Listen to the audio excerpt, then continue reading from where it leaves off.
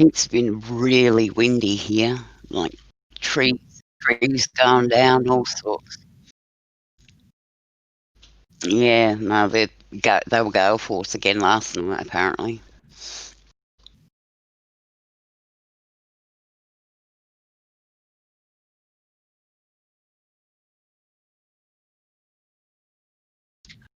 It's been really windy here, like trees going down, all sorts.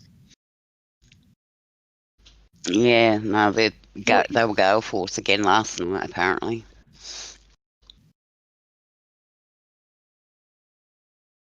Yeah, it's been peeing down with rain all night. Oh no, we've had loads of rain and the wind on top. Trees going down, all sorts. Yeah, no, they were gale force again last night, apparently.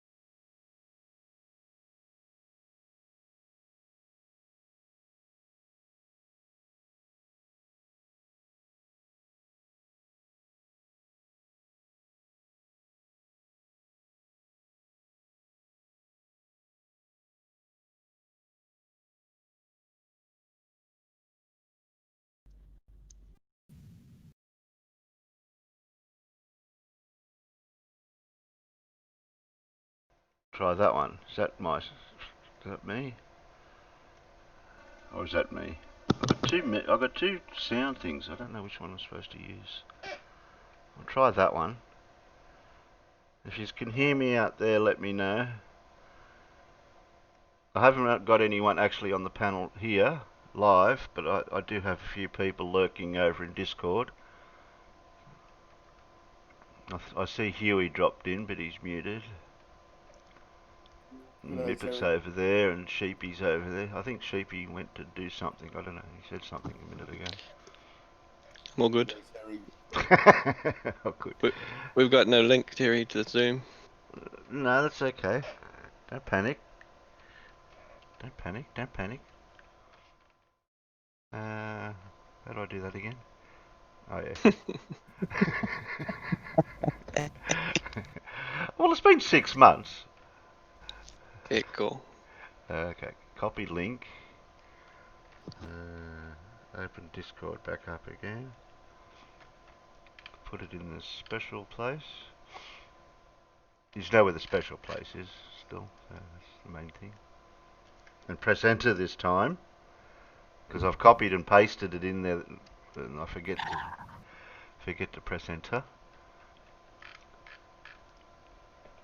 Ah, dear.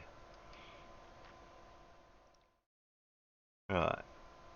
Let's go back to fair suck.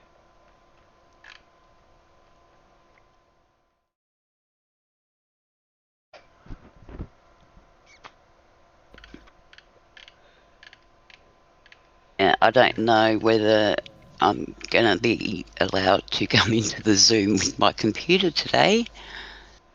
Well, you'll have to turn Discord off if you do. If you don't want Yeah. to run too many programs. Wait till you get in, if it'll let you in first, but don't do anything, and then if you know you're in, you may have to disconnect from Discord if it works. Okay. If it works. If it doesn't freeze on me. So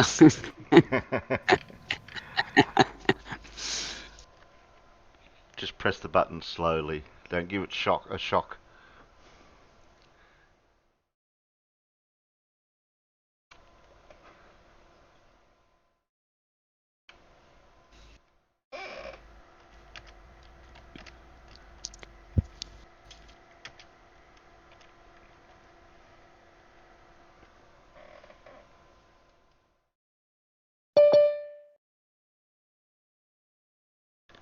Ding dong. I hear it.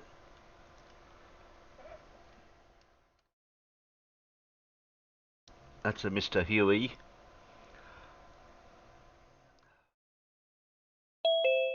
That's a Mr. Huey. Who else have we got? Text also. My speech to text is broken. Your text also. Yeah.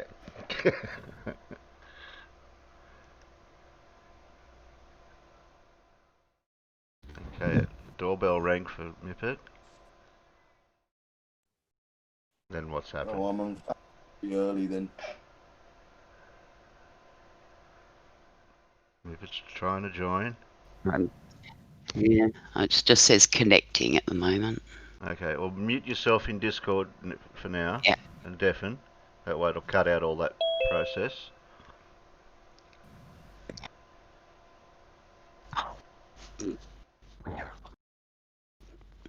Oh, I'm there. Okay, hang on. You here? You here or you there? Well, mute and deafen in Discord if you're in here. Okay, yeah, I'm just trying to get back to Discord. Excuse, yes, echoes peanuts for a sec till we sort Mippet out. Right, okay. Alright, how's that? That's better. You're in. Look at that. You made it. No, I'm going to And you completely disconnect from from there. Discord. Okay. That'll help your computer a little Okay, bit, you how's reckon? that? No, you're still here. It's not freezing? Is it working? Uh-oh.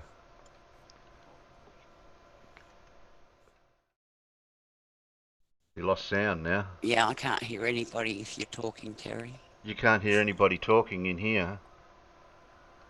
Or your sound devices aren't set up.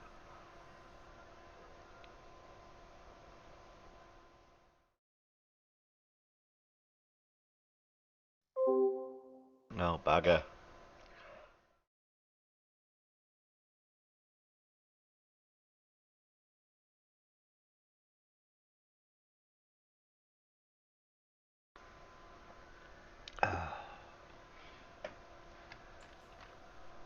Okay, is that working? I can hear you, but can you hear me? All right, I can now. You were roboting out and all sorts of weird stuff, but I've closed everything down that's possible, and Right. I'm a-okay now. Well, you By must the have the sounds right of sound settings, because if you can hear me and I can hear you for Zoom, so that Zoom is getting your right sound from the computer by the sound of it. You don't sound robotic or anything. You're coming through pretty clear, so Oh, you're that's good. okay. Sound advice. Is that a question or an exclamation at the end of that, Miro?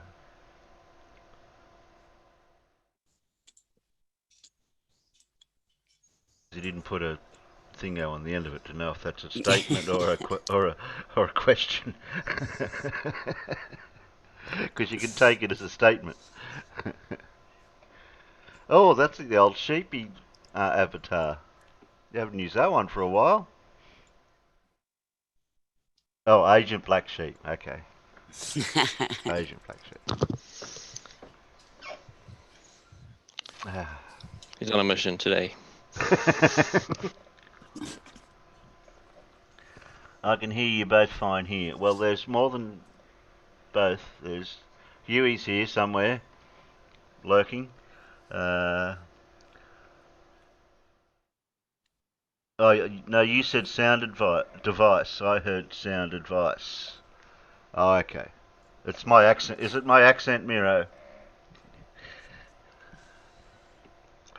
I did have a sort of a topic we could discuss today, because I was talking to Ranty on Ranty Flat Earth server, and he told me to go and check out somebody's video, which is not what I like to do, because any flat earther's advice to check videos out that they have for their sources is something I'm thinking, should I do that or not? And I can't even remember the channel he said to go and check out, off the top of my head anyway. But the basis of the questionings that he was trying to ask me to get some information about how I felt about stuff, because I didn't tell him that I was a flat earther or a globe, because I don't like those type of labels. Um, not not all the time anyway. Um, he was mentioning the Antarctic stuff, so I know we have mentioned it before. We have discussed it about the treaty and bits and pieces. But his concern or thing was no, you can't go there. You have to jump through too many hoops to be there or do anything there and stuff like that. So I'm just wondering if that's worth maybe doing a little bit of investigative, whatever you call it, to just to see where he's at with what he says, without going through his source of information. And Well, Yeah, I'm just. yeah. That's a mission there, Terry. The point is that the first thing you're going to encounter is the fact that you have reading comprehension and he doesn't. And so therefore, what okay, you're going to take from the information and what he takes from the information is going to be two separate things. And then you're going to argue about the fact that he doesn't understand, but then he's going to argue that you don't understand. oh, okay, so it'll So boil down to that, yeah, will it? So it'll boil the down to the question meanings of words, the context that the sentence or statement's put in, yeah, things like that. Yeah, okay. exactly, like you have to take all your rubbish with you is a reason why you can't go there. As in, don't litter and leave is a big thing to, only government agencies can not litter and then leave. Well, that's understandable. That's understandable. Exactly. It's a preserved area. Another claim they'll make there is that you can't go below the 60th parallel, but no one ever says that you can't go to the 59th parallel or the 59.5 parallel, 59.9 parallel, and actually go around completely circumnavigate the world that way. They don't want to hear that. Is that on the They don't want to hear Antarctic that. mainland, or is that on the ocean side? I don't know that. Well, the idea of the claim is absurd in its own right, Terry, because if you if you read anything from the skippers who do the Antarctica yacht race, they say it's been 2 weeks now racing around the 70th parallel. Right. So Okay. they're already they're already they're already 10 degrees below the you can't go zone. And also with Yeah, that time internationally. period, if they were giving their longitude where they Mm, were, and in 2 weeks they've travelled so many degrees, mm. and a flat earther would go, that can't be right. In 2 weeks, that doesn't sound right on a flat Earth. Oh, In exactly two right. weeks. And that's right because they don't realize what a boat is, Terry, and what, hazardous waters are, Oh, Yeah. and don't forget, how don't forget that all boats have supersonic rockets on the back that makes them go so fast. Oh, is that That's why how they then? get across Oh, the okay. ocean. So around. So yeah. exactly. Okay. Okay. I never thought of that And one. the defense systems, Terry, they fire penguins with knives. They're holding knives. They fire penguins with knives, and Yeah, but they sink the boats. if you were traveling clockwise around Antarctica and you're traveling clockwise around the flat Earth, Mm, you'd be turning. You'd be having the ice wall. Wait a minute, that doesn't work. You'd be exactly. traveling anti-clockwise. If you're if you're going around the if you're going if you're Clockwise going around, yeah, clockwise clockwise. around, You'd be going anti-clockwise around the flat Earth to have the well, the ice problem is, to have yeah, Antarctica on your right-hand side. But you'd be exactly, turning left exactly. and not right. Exactly. You'd never have Antarctica's ice wall to your right, or ice shelves, or anything that looks like an ice plateau, Mm. except in these photos from the skippers, that's exactly where the Antarctica is. It's on their right. So that doesn't make any sense. As they go back around, Antarctica is still on their right. Yeah, well, the flat Earth It's would be so on the absurd to boat. the fact there's The a flat Earth track would be map. on the boat watching the skipper turning right all the time to go around Antarctica, and he'd be going, Yeah, "We should be going left." yeah, exactly. You shouldn't. You should start seeing countries and all sorts of new things, but you Yeah, don't. You're no. just seeing ice on your right. So, exactly. Uh, So, yeah. And the other thing that will get them there is the stars. well, yeah, well they do, As but they go around, they'll be looking towards the southern pole, and everything will be right there. as Lindsay says, that stars are projected off the dome, so that's how you see them or something. But let's face it, Terry. Lindsay is in his own world. There he is. He's definitely in his own little Mm. world. He's the only one who knows it. Yeah. He's the only one who can explain it, and he's not sharing it. He's not sharing it with mainstream science because No. reasons. Sean's saying he's learning how to control my telescope with stellarium. I've got no idea about that, Sean, how that works. So I'm a show and tell sort of person. You show me and then you can tell me how it Wish works. you luck, Sean. Oh, there's Professor Pineapple. He is awake. Who said he was asleep? You coming in, Not Globy? me. You coming in, Globy? If you're awake. It's perspective. Let's completely ignore we're turning right and we should be turning left. Yeah. Shh. Oh, sorry. We're letting Did I say secrets. that out loud? No, somebody said it. Yeah, I know. I didn't mean to. Aussie NRG. Any Aussie NRG. Yeah. I'll have to delete your message, Aussie NRG. You can't have that out there. That can't let on. Can I 3D print a pair of glasses that gives me such a narrow view I see in perspective? I don't know. I've been thinking about it.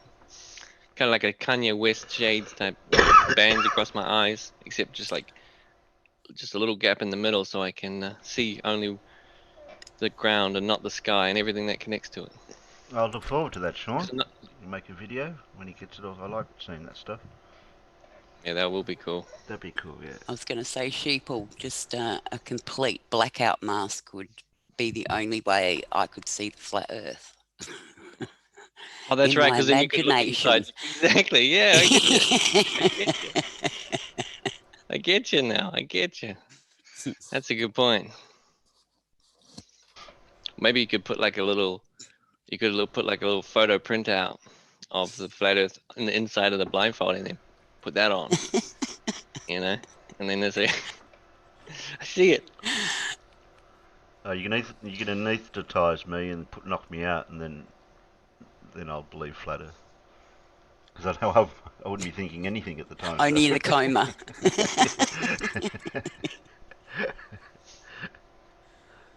Then I'll wake up to reality. But yeah, Terry, I won't spoil it for anyone. But have you seen Everett Anderson's new video?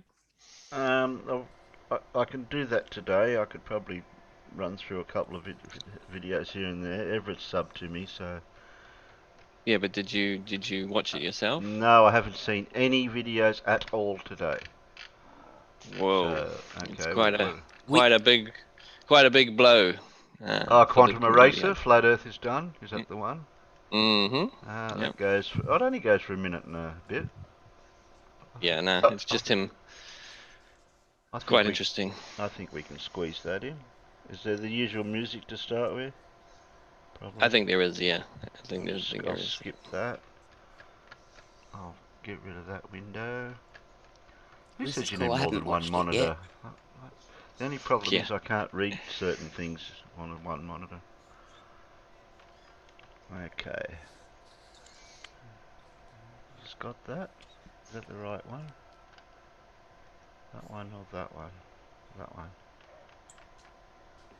It's a different format, that's why you just can't see it full screen over there.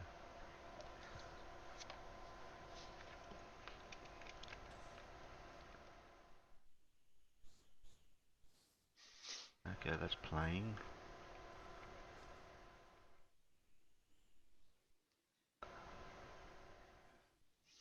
My personal opinion. I may have pointed out a few things out, but I think it was already one. I'm going to shift my focus a bit back to my roots, sort of in a run home to mama scenario, and focus a little bit more on evolution, because that's where my roots are. In fact, it's starting to get hot again. That's why I said I was going to move a little bit over in that direction. This topic, flat, non-spinning, domed Earth, is done. So let's all bow our heads in silence.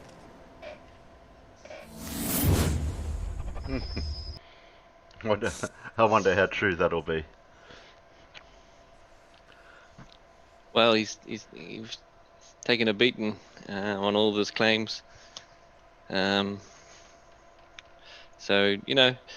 the thing is that there's no recovery from the claims he's made.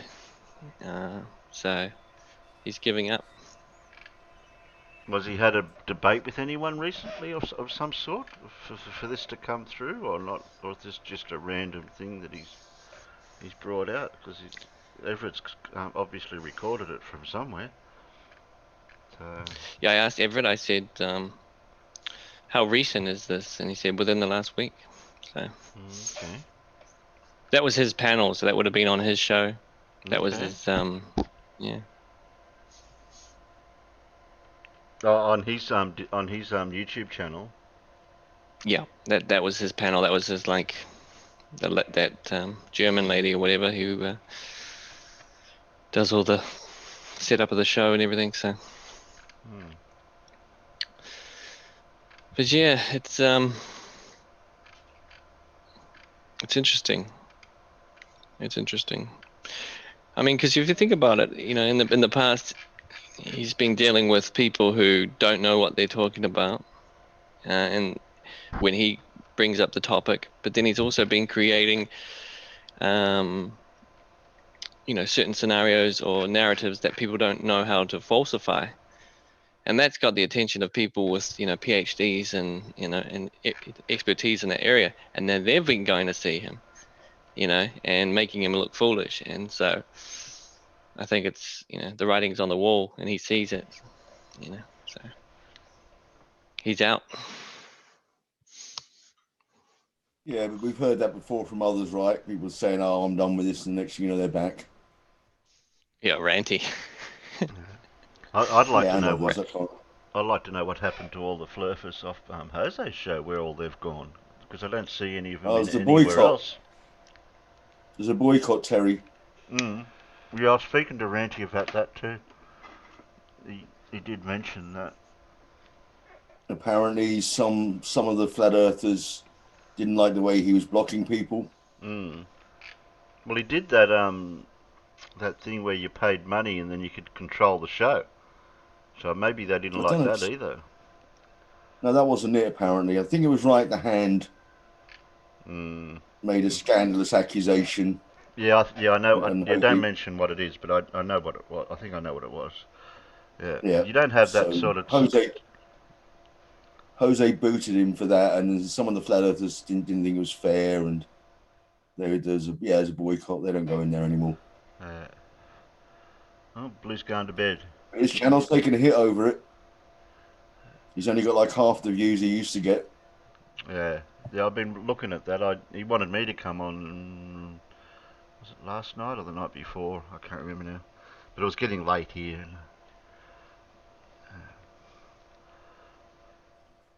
But in fairness, I'd say he only boots people for good reason. Mm. And all right, Well, the hand said was well out of yeah, order. there's certain things that you can cross the line with what you bring up about things or say or what you say. Bit late for you to Yeah, come on, let's Blue, is face it? it. Blue's going to bed. Okay. There's a few regulars that used to go in there, and they just stopped going in. I noticed the odd one or two maybe in the peanut gallery typing, but that was I can't think who that Yeah, was I now. think they'll go in there, but they won't join the stream. Yeah. You used to get Racky alive. Who else used to go in there? Oh, Brian Leakey, Racky alive. Mm. Travis, Chris Berry. Mm. They were all pretty regular in there, but they just stopped going in. Would you say Chris Berry's not too bad to debate with in regards to his attitude? That's Yeah. debatable. That is really debatable. What his attitude's a little bit out there too sometimes. He's a bit sporadic in nature, you know. Quick to get offended, quick to start yelling, and then just leaves the chat and then leaves the actual voice chat and then comes back in the side chat until he's like timed out or something. So it's hard. But the thing they all have in common, Terry, is that none of them have proven, or not proven. It was like none of them given evidence for a flat Earth. And if you do that week after week, even after that, you know, the flat Earth is on trial, the globe is on trial.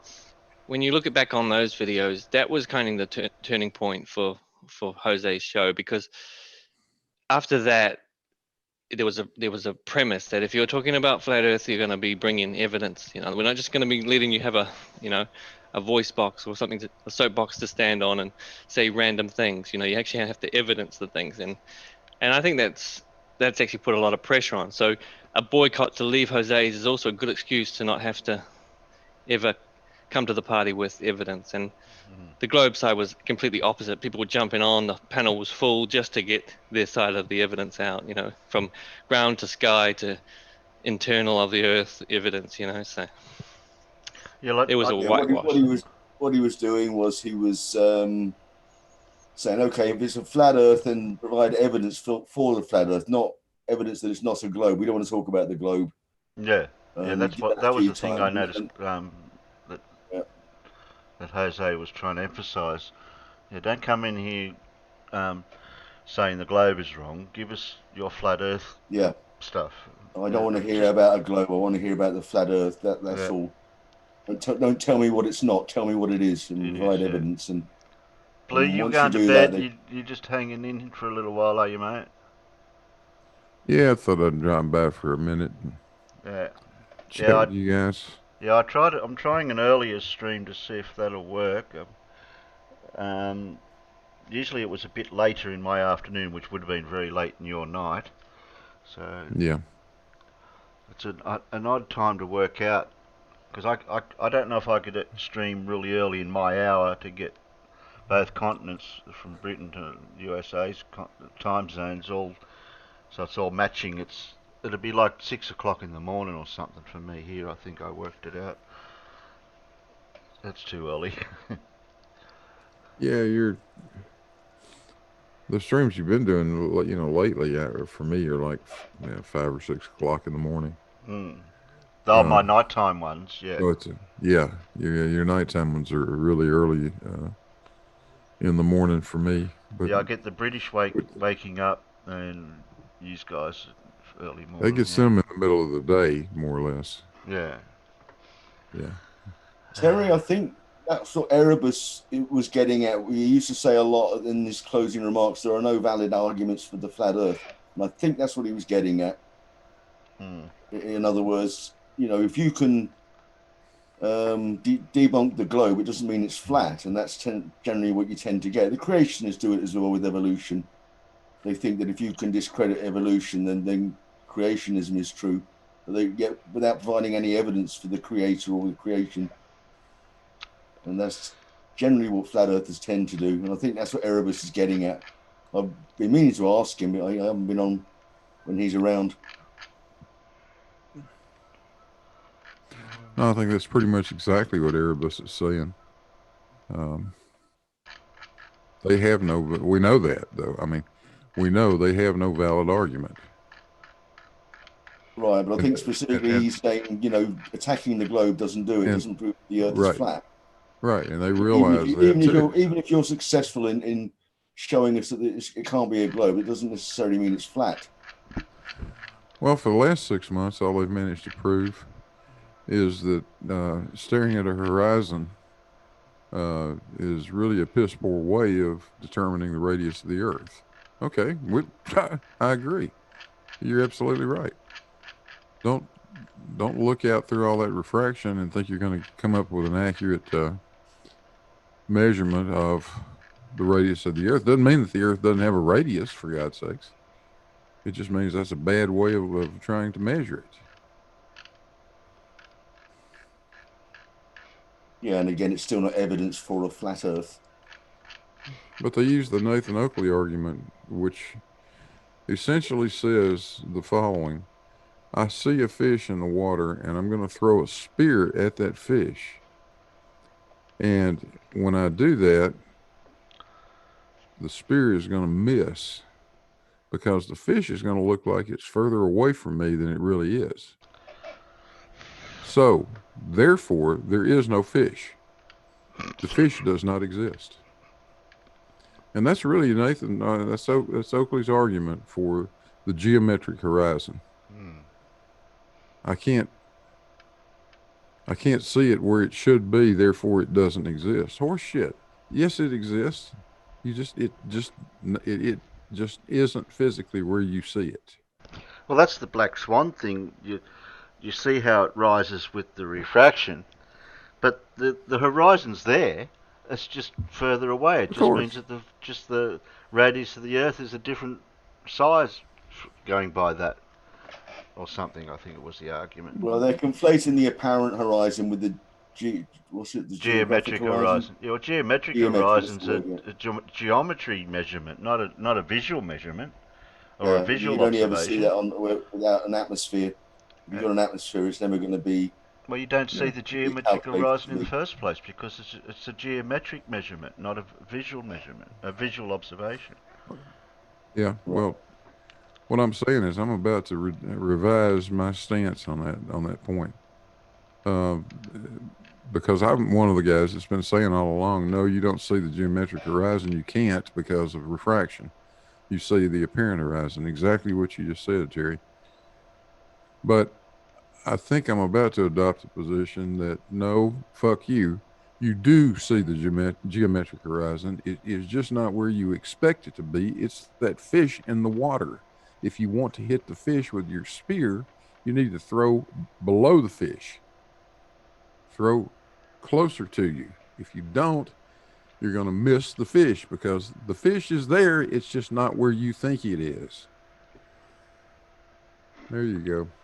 Yeah, well, that's an image that I took out of one of my mining videos, where that inclined shaft where the wood is meant to be a straight piece of wood going down into the water. But when you're looking at it there, it's not straight. And why is that?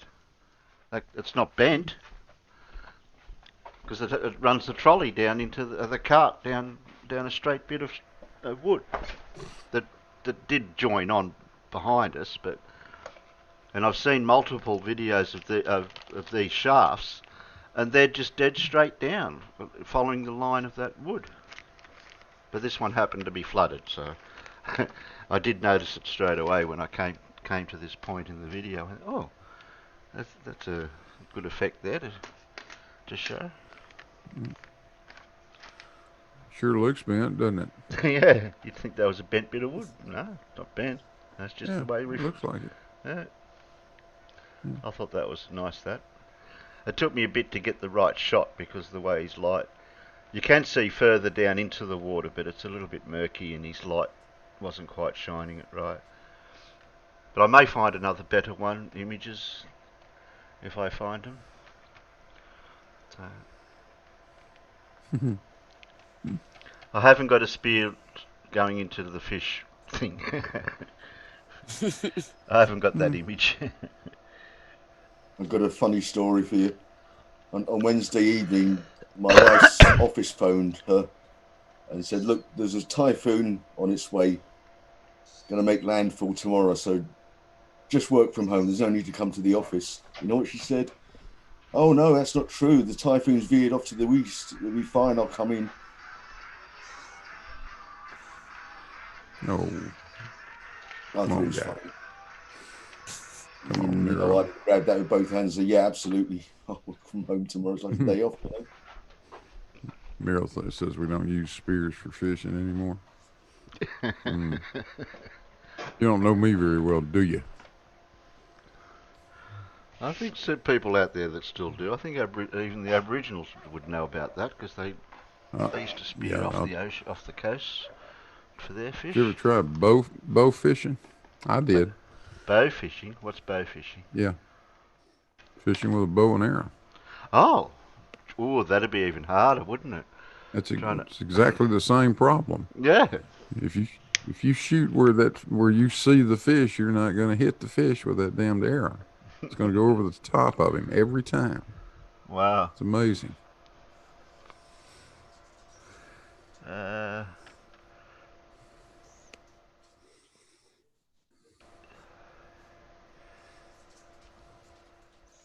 What's that critical? Jose's pretty fair. He does not allow the personal attacks from any side. That's a good way to be. Something Kerry can. Yeah, I don't like the argument, personal attack stuff and everything, because that just gets nowhere. It's too immature and childish. We might bag each other out here in ways, you know, but that's just in a joking ways, because we know each other enough to do that. Is that a parody of Nathan's argument, Blue? That's a parody of what he says. Yeah. Yeah. What does he actually say?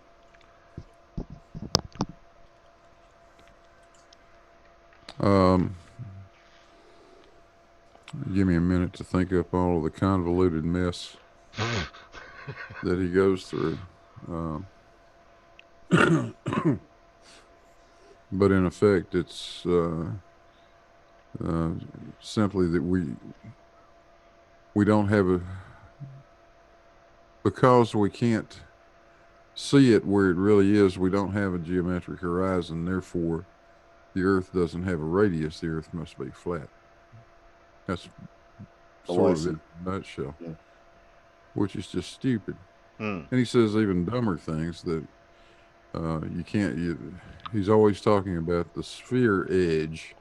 Sorry, Nathan, spheres don't have edges, but he's always. I know what he means. He's talking about the horizon, but he calls it sphere edge, and then he starts talking about the tangents have to be straight lines. Well, I'm sorry, pal, but two circles can be tangent to each other, either internally or externally. And any segment of a circle, an arc, can be tangent to a circle. He just doesn't know what he's talking about. So this gets into geometry, basically. Then Blue. Yeah. Yeah, I stopped listening to Nathan a very long time ago.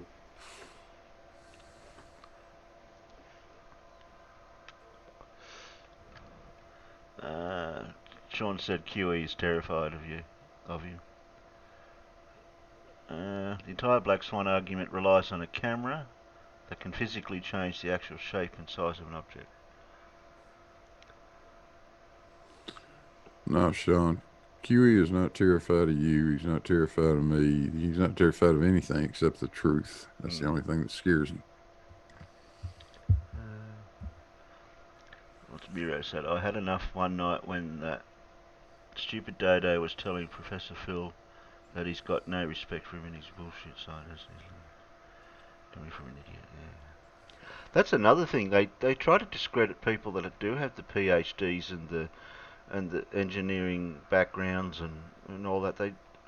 They'll personally attack those people even. Because they cover them under the one umbrella, the indoctrination, from how you've been brought up to be told this and told that. And what's their background? Nothing. Didn't they? The bit of schooling they went to.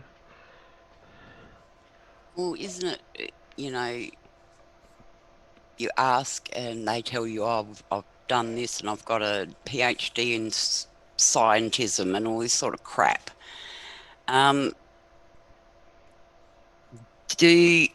they turn around and ask our side with the PhDs, show us. You show the actual certificate and they still won't believe, you know, and it's like, yeah, I don't get them personally. Aaron Armstrong said something especially Page, but he retracted it. What about Page, Aaron?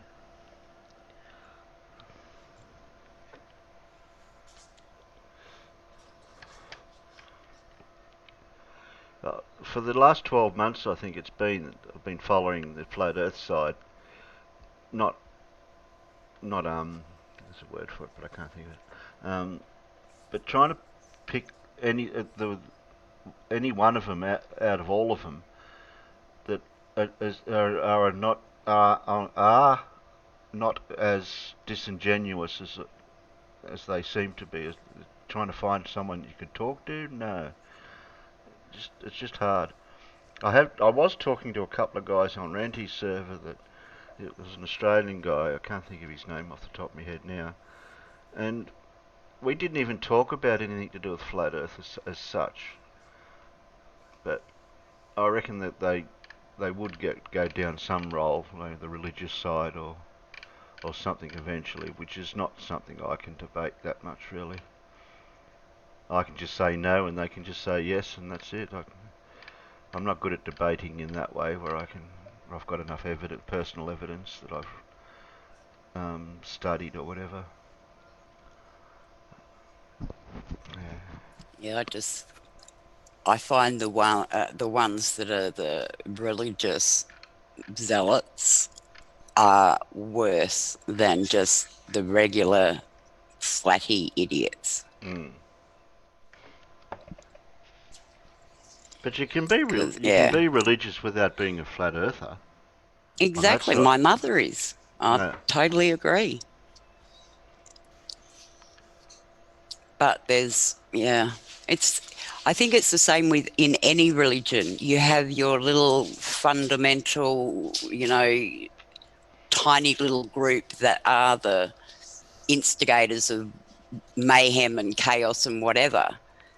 But mainstream, most people have got a brain in their head that they use. Which is why it drives me mad when Lemmenberg keeps talking about the spherical Earth or the heliocentric model is an atheist idea. He couldn't be more wrong. Nothing to do with atheism. The majority of Christians accept the spherical Earth. Exactly. The majority of Christians accept evolution. If the creationists are the ones on the fringe, and the flat earthers are even farther out there. I've asked the question I asked these religious people: why does God have legs? Their God has to have had legs. Why? he made man in his own image. Therefore, you being a Bible literist, that means God looks like you, 2 arms, 2 legs, and a head. Why would he need legs if he's this omnipotent being? Timeless, spaceless, disembodied mind. That's the one. Why aren't we disembodied minds then, if he made us in their image? Yeah, he made us in his image. Yeah. Well, arguably, you can only something can only exist in time. Time is a requirement. So if you're timeless, that means you don't exist. Yep.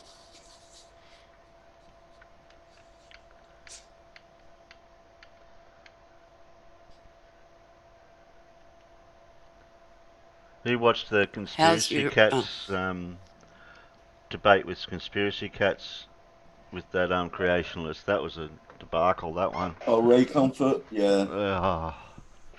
It was just Ray all over. He does the same thing pretty much every time, which is to refuse to engage in the subject at hand. It was like the Travis Slide 22 thing again with conspiracy. Yeah, just diverts it off into something else. I think he kept repeating the same question to him, and he just diverted away from it. I'd have to get the quote, what it was, the question was, because he kept repeating it, and it just wasn't getting addressed. Because conspiracy cats went in with the subject, right? There was a debate proposition on the table, and Ray didn't want to touch it.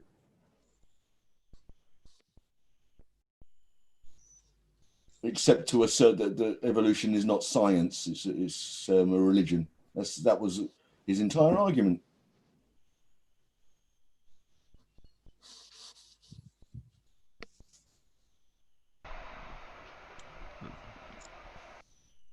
And out of nowhere, he says, "When was the last time you watched porn?" What the hell's that got to do with anything? Yeah, I heard that bit, and I thought that's a bit weird.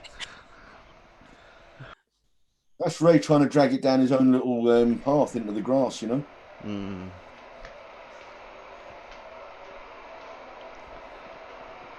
Have you ever told a lie and all that crap? You know, that's all Ray does.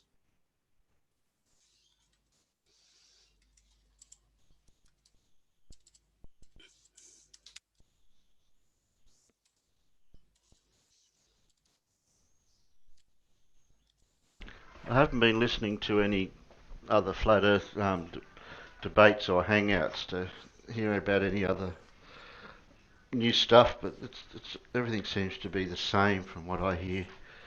There's nothing new. MC Toon's going on modern day debate to do a flat Earth debate. Who with? I don't remember. I don't think I knew the person. I'll check for you. Well, so someone really well known that you don't know his name. Oh, these flat earthers are getting pretty bad, and the creation, genetics, just creationists in general.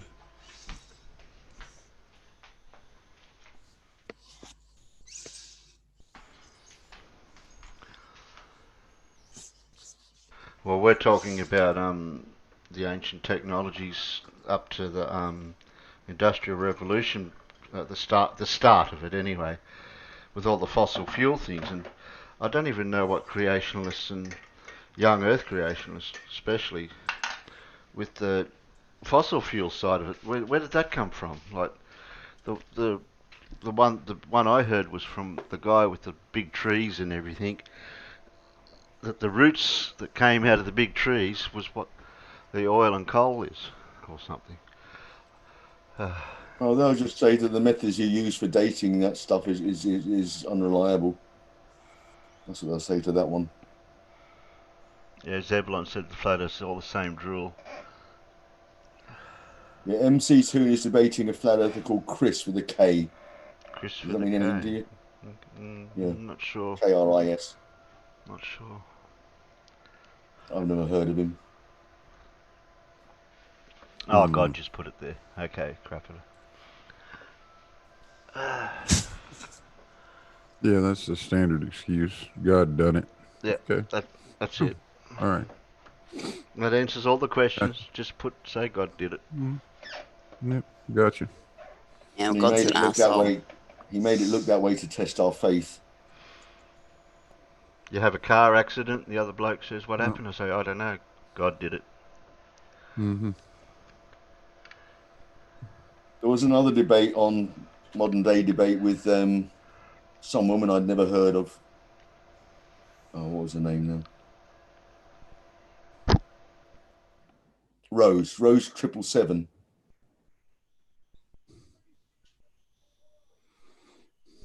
It was an awfully nice young lady, but my God, she's got broken ideas.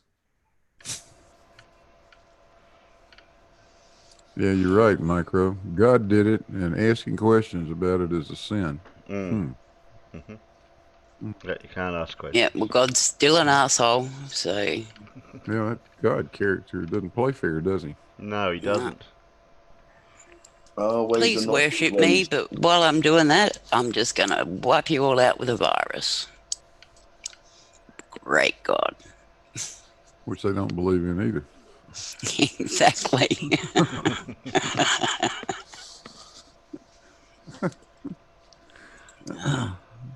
Oh, looks like Paul, our gravity guru. He might be starting off a new theme. You know my oh, where's that picture? My density balls on the scale thing. You've seen all that, haven't Oh, you? yeah. Yeah. Well, before I got the strikes, I was going to start getting into some of those type of puzzles, and Paul's having a bit of a look for me to see if he can find stuff in that realm. He did find this one. He's posted in over in Discord as an example. How do I get to that? Share that. Yeah, I want to share that image. Share. Yeah, can you guys out there see that or that? Oh, you got no hope of reading that writing, but the monkey and the Monkey and the pulley. pulley. Yeah, I can see it. Oh. Oh, wow. Okay. You said you couldn't. Did that help? Now I can read 2 words. I'll get it for you so That's you can better. read the actual words. There. Can you read all that now? Okay, yeah. Do you want me to read it? Oh, if you don't mind. If you don't mind reading. Okay. Lewis Carroll devised this puzzle to illustrate the workings of momentum and force. Imagine that there is a weightless, perfectly flexible rope strung over a frictionless pulley attached to a solid surface at a point higher off the floor than the rope is long. The money's hanging on to one end of the The rope. monkey. A weight is... Yeah, what did I say? Said money. Oh, did I? Okay, money would be good too. A monkey is hanging on to one end of the rope. A weight is hanging off the other end, horizontally level with the monkey perfectly balancing it. What happens when the monkey starts to climb towards the pulley? Will the weight rise or fall or stay still? I know the answer to it. I'll just see what the peanuts come up with. I think that's about... I'll go one more smaller. There. Okay. I'll try that. There we go. Come on, peanuts. If you know the answer in here, don't let on. You can DM it to me in the internal chat, or if you think you know what the answer is.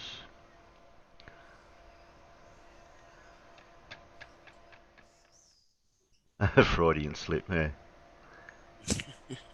Come on, peanuts. It can't be that difficult. It's so obvious. It's either yes, no, or same. Yeah, it's only got 3 choices.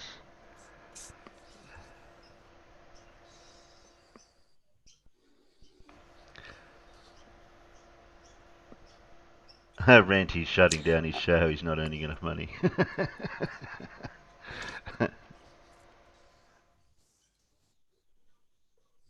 That's not the question, Aaron.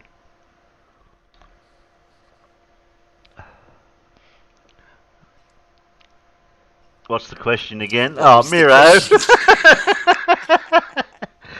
Miro wants you to repeat it again. Andrea says the same. Zebulon says dame. I don't I think maybe that that meant to means be dame. same because the S and the Yeah. D are on the keyboard next to each other. Miro, Like the same, monkey. There's a same. monkey and a weight on a pulley. What would happen when the monkey starts to climb up the rope? When they're completely evenly balanced. Yeah, as the picture's showing. Yeah, they're balanced like that. Just think about gravity.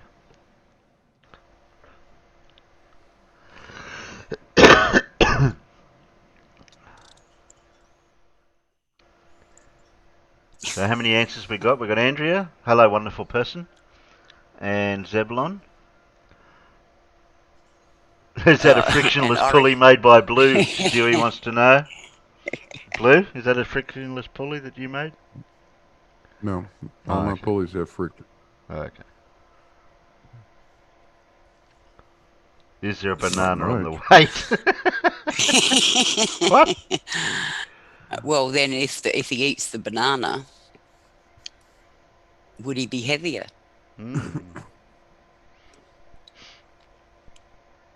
Like you think about it, as the monkey climbs the rope, would he be pulling the rope down and the weight up because of gravity? What would happen? Ah. Micro sent to guess on Discord. Do I have to go back there to see your guess? Oh dear.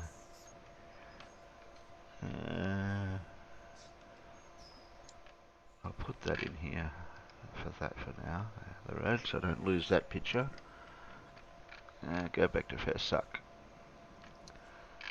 Slide down. Where? Where'd you put it? Oh, you sent it DM'd. Ooh. Okay. That's a different answer. Like he's given the Aussie NRG says Micro, she's given us the answer with an explanation, an explanation of why. Miro's saying no. What? No, what? I'd say they both go up.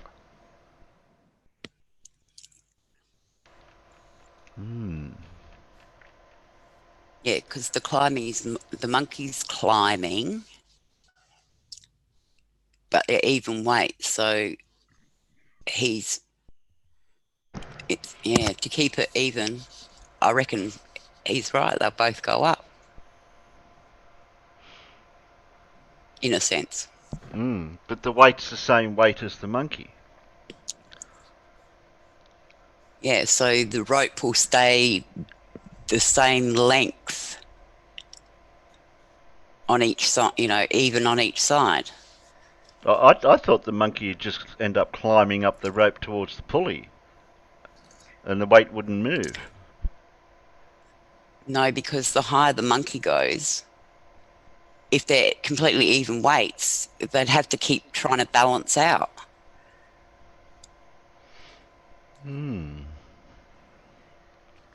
Okay. Oh, Miro, there's no banana.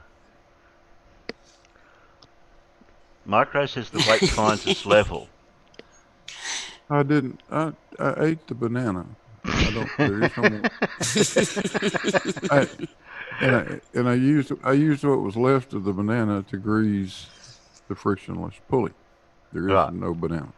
Okay. There's banana grease. Take a phone call and come back and what do I see? Well, you know my ball density scale picture that I stumped the Yes, Slurpers yep. with buoyancy and well, I was mentioning to Paul that that's the theme that I was going to try to go down before I got the strikes. So Paul had a bit of a look around to see if there's any other type of things out there that are in the same realm as that type of puzzle. and he came Mhm. across this one as an example, what he's found, and I thought this one's a really good one, really good thought experiment, this one too. Do you want us to read it out, or do you want to understand the premise of what the image is? The monkey and the weight are the same, obviously, with the Mhm. pulley keeping him balanced like that. So if the monkey went to climb up the rope, what would happen to the weight and the rope? Like what positions would they be in, or would the pulley go? Would the weight of the weight come down on one side, or would the monkey just climb up towards the pulley? You know, Well, first of all, the monkey's got to be able to pull its own weight first, to get the rope down to the ground, unless he jumped at it. But see, and this is deceptive, Terry, because someone would have to be holding the rope while the monkey jumped onto it. Because if they let that rope go, the weight would have already been on the ground over the pulley. But I'm just being pedantic. Well, we haven't thought about it that far ahead or behind. But yeah, so basically, yeah, let's say that's what was happening. Yeah, the monkey would pull on it. The weight on the other side would pull down equally, and he'd be hanging there. So yeah, Micro's that's still what I feel would insisting happen. at making him level. That's what I was thinking at level. Yeah, At because they're stay both level. actually hanging from the rope, Yeah. sheepy. So they're completely balanced with the monkey hanging on one side and the weight on the other side. If the monkey starts climbing, what will happen? Will the weight go up? Will the monkey go up? Will they go down? Or will they stay the same? That's the Yeah, well, question. my first guess was that the monkey would just climb up the rope because the weight's already balanced that way. Wouldn't matter vertically which way the monkey was. That's the way I thought of it in the first place. In one way. Yeah, but I'm thinking they'd still have to balance out. Yeah, the weight's not going to change if the Mm. monkey climbs down or lower. Up or down, it doesn't make a difference. For me, it's the same example. If that rope on the other side was actually tied to something, the monkey's weight is being sustained by enough resistance that it can hang there. So I mean, it might go up and down because as the monkey moves up, all that weight of him is still connected to the rope. So yeah. Micro says South of Flurfs are correct that level means flat. We've squished the poor monkey.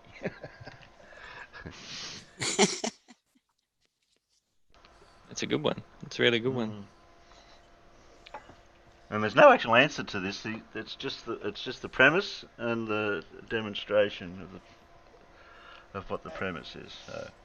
It's kind of like if you had a bag of bricks that were 100 kgs, and you had a bag of stones, and they were 100 kgs, and you picked them up equally from the middle, and then hung it over the pulley. They'd hang there equally. You know what I mean? It's the same premise.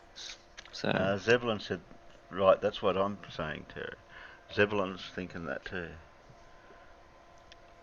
They both rise. Oh, Phil's. You all right, saying? let's get a monkey and a weight, Okay. Terry. Yeah, we're gonna. Professor Phil. We have to get a monkey. Well, we have I to get tell you something what, that represents a monkey. Say an we're electric talking about radio. You monkeys. know how we could do this, Sheepy? We could do Yeah, this. We could actually do this. We'd have to have a remote control type motor that can climb up rope, like with the wheel system on the rope. So the motor will turn to go up the rope, like weighted, with the weight on the other Yep. side of a pulley, because that wouldn't be hard to make. And actually use a remote control system for the monkey, as the monkey is, and then just drive it up the rope, and we'd see what happens.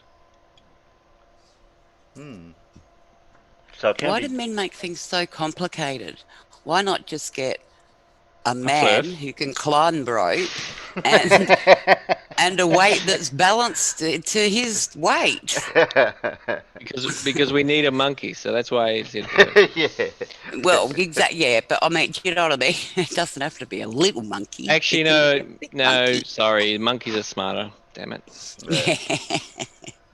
See, Phil's saying they both rise. Like, does he mean if the monkey goes up, the weight will go up with the monkey? Yeah, that's what happens. Okay. Interesting. Yeah, because they would keep wanting to be balanced. Yeah.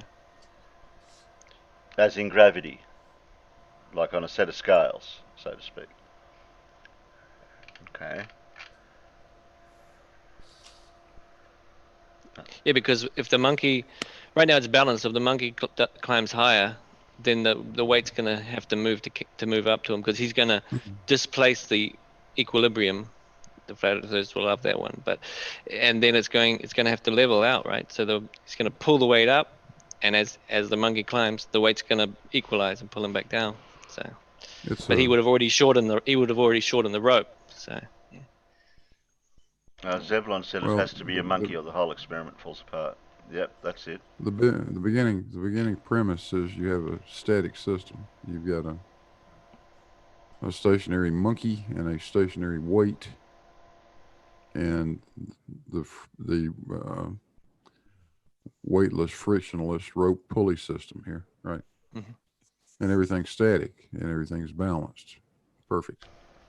Miro's All right. out there trying Now what happens when the monkey tries to climb?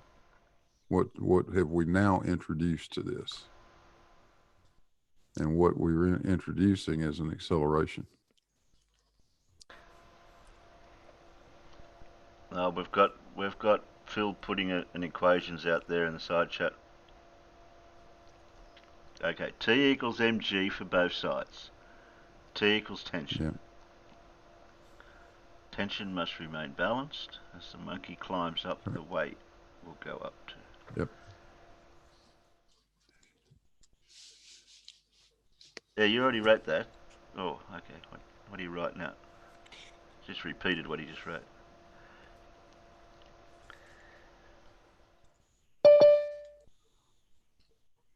Oh, look out, Paul's going to come in here and tell us we're all wrong. Hey, we've got a professor out there. So Terry, to be honest, I'm used to it. But Terry, just to update, I just got off the phone. The phone call I was having was the plastic order that I told you about. Oh, really? For the Okay. yeah. So now I've got some UV protected ABS coming. Probably early next week it'll arrive. Cool. So I can. Do you Just need start to a new actually run. make the solar powered thing first, or can you make something a bit smaller to just put it out in the sun for a few weeks to see if it is actually properly UV stabilized? No, this is the proper stuff. This is no joke. Stuff. Yeah. Okay. Yeah. That's cool. That's why we had to wait how for much the order. more expensive it is than the standard stuff? It's not too bad for me. Okay. But it can, for a consumer, it can be double a normal price. But because this is part of a commission type order, because I was a lead on a sale, it's kind of like I got to choose what plastic I wanted type thing. So it was pretty cool. I didn't expect it, to be honest. I thought, oh well, I lost the sale. It's like, you gave me the sale in a time like this, I'm happy to give you something for it. And I was like, okay, cool. So it's like ASA, give me some ASA. So yeah, with that I'll have enough to start. Paul, we've been trying to guess the monkey and the pulley thing. You like my monkey problem, do you? Yeah, Professor Phil is out there and he's telling us. Okay. So have you come to any conclusion yet? Miro's still confused.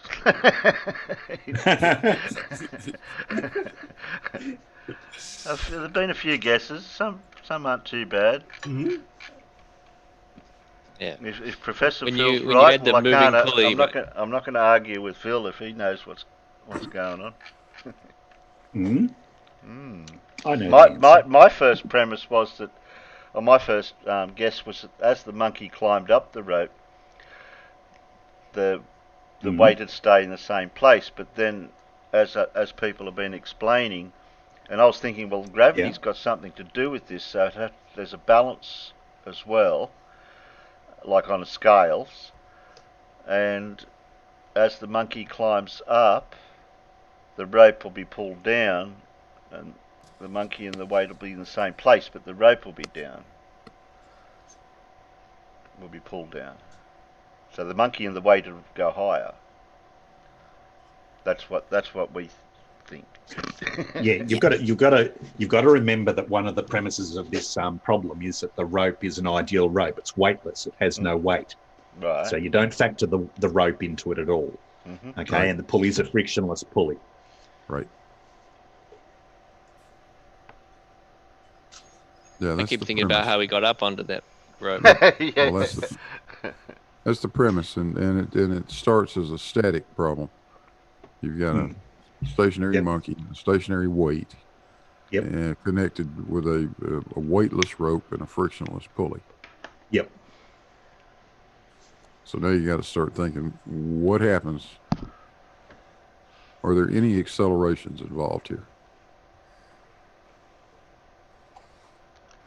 Well, Zebulon said I just presupposed gravity.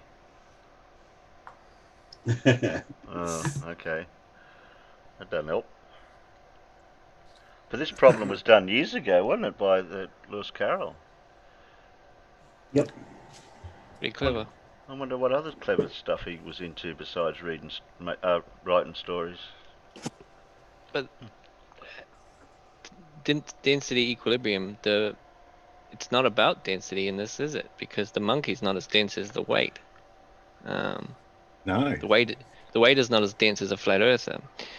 So So if that was a flat Microraptor Earth, says- so if that was a flat Earther hanging on the other side, you're saying this will be a different outcome. Oh boy. Yeah, Microraptor's saying we're presupposing a monkey now. Oh dear. if it was a flat earther hanging on the other side, it'll be a dead weight.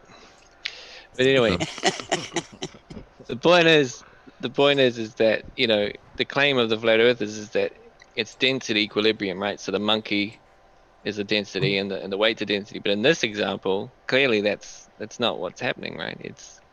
There's a problem because the monkey's a weight and the density is different. So it's obviously weight is the factor here, and what causes the weight if it's not gravity, and that's what they'll run from. Here you go. Look, it all goes up together.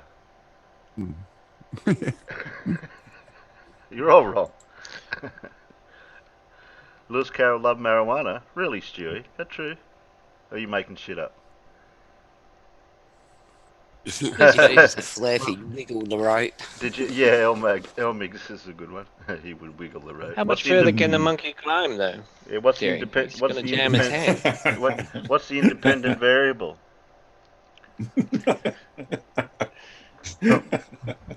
Now, if there was little handholds up on the cross beam, I'd be like, okay, that's where he's going. But where's he going? He's just like, He's just like, hanging. well, I'm up Yeah, here. he's just hanging. Yeah. I was going to say you can't see the banana hung up above his head. Oh, okay. Blue ate the banana and put it on the Yeah, pulley. Blue admitted to eating the banana. I ate the banana and I used the banana peel to grease the frictionless pulley. There is no banana. There is no banana peel. Okay. As Sean said, a flatty would tie a knot in it.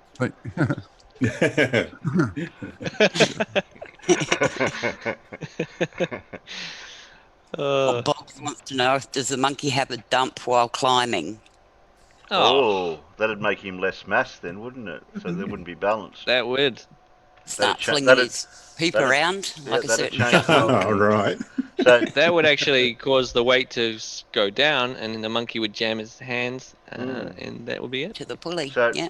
so Paul, you actually hit the nail right on the head with the type of puzzles that I'd like to collect. Yeah, look, I've got lots of those, Terry. So Wow, enough to keep us going for a while. Because we Yeah, only I'd do say one so. we only do one puzzle, obviously. yeah. And we'll So do did we this- come to a conclusion about that? What would happen? Yeah, I reckon the monkey and the weight will stay at the same level, but the rope will be would get longer on the monkey side. That's what I reckon. But yeah, Yeah, where Yes, the it's not a monkey bit- is on the rope has changed. Yeah, the monkey would stay in line after each movement. The monkey would equalize with where the With position the is weight, on the with other the weight, side. yeah. Yeah. So if you could draw a Yeah. line across for the monkey and the weight, that line would just go. Yeah. Yeah, and have you got a reason for that? Gravity, balance and gravity, because gravity will keep them balanced. Yeah, For density their is not a weight. factor. It's the fact that they weigh the same. Sort of. Sort of. Think about it. Think about it. Think about it like this. Forget about the weight for a second. Consider that rope is tied off to something solid instead of to a weight. What happens if the monkey's just hanging there? What forces are acting on that rope? It's just the weight of the monkey, right? Mm. Yeah. Yeah. Nothing more than that. That's all. Can't be anything else. But now what happens when the monkey tries to climb the rope? He's got to Is pull there- on the rope, doesn't he? He's got to Right. increase the tension in the rope. That's right. There's another Which force is a involved force. now, which is an acceleration. Right? Yep. Right. And that's got to remain. That's got to be reacted to by the rope itself or whatever's Yeah. on the other side. Yep. Right. And that's how you come to the conclusion that both the monkey and the weight are going to go up. Yep. The rope's just going to get shorter. Exactly. That's correct. Because as the monkey's climbing up, he's pulling on the rope, which is increasing the tension in the rope, which makes it wind over the pulley, raising Right. up the weight. Yeah, by the same Right. amount. Yep. So it's not until he jams that weight against the pulley wheel that he can actually climb up to that beam. To get his Now, bananas. now you extend the problem by saying, what if the monkey was a space monkey, like a spinning space monkey, and he could teleport himself up higher on the rope without actually having to climb? What would happen then? Does his weight leave the rope when he teleports? No, it's instant. Just instantaneously. Ah.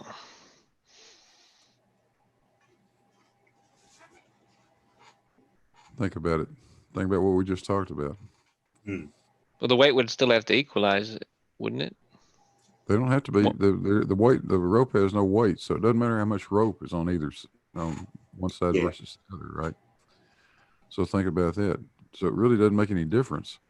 The weight could be at the same elevation as the monkey, or the weight could be 100 feet below the monkey, or 100 feet above the monkey. Yep, that's right. Wouldn't Think make any about it difference. in terms of what would make the pulley rotate. Okay, so what's going to make the pulley rotate is a torque.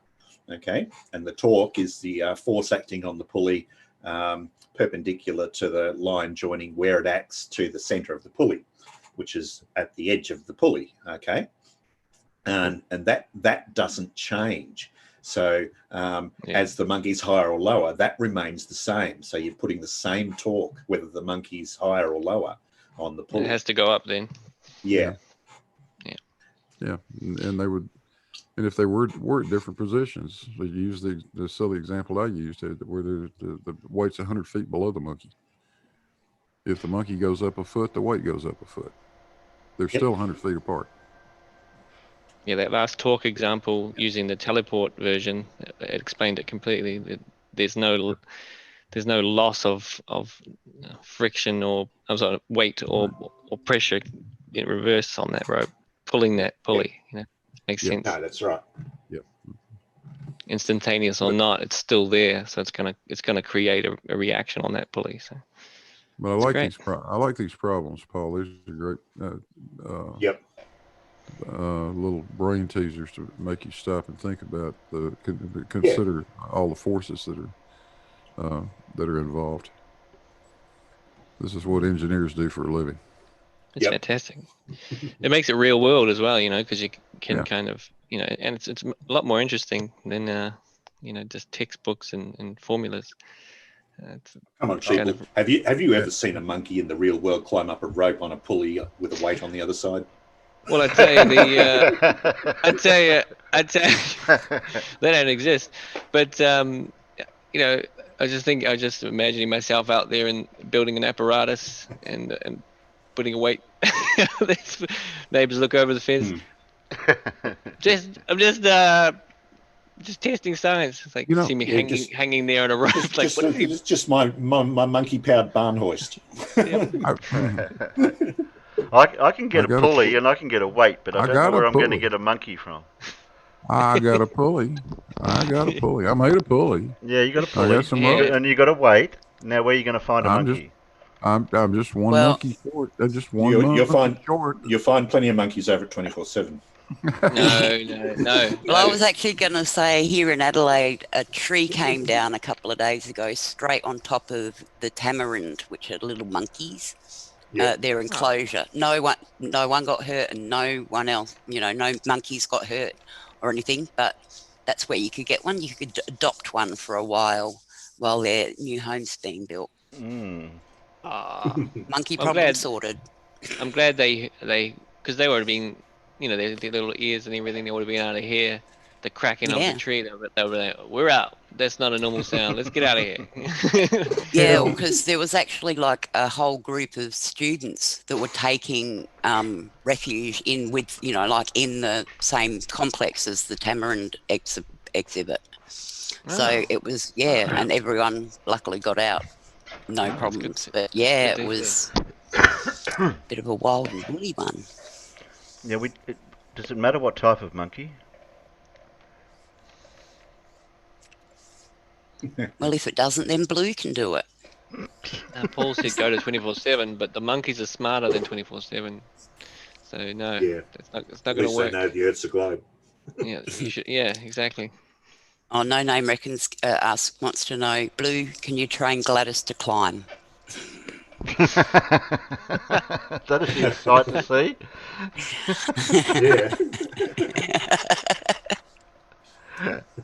Yeah. Okay, Boggs is saying we'll start a GoFundMe to get a monkey to test it. Okay. That little brain teaser is a perfect example of what goes wrong with people like Sleeping Warrior and his egg experiment. Yeah.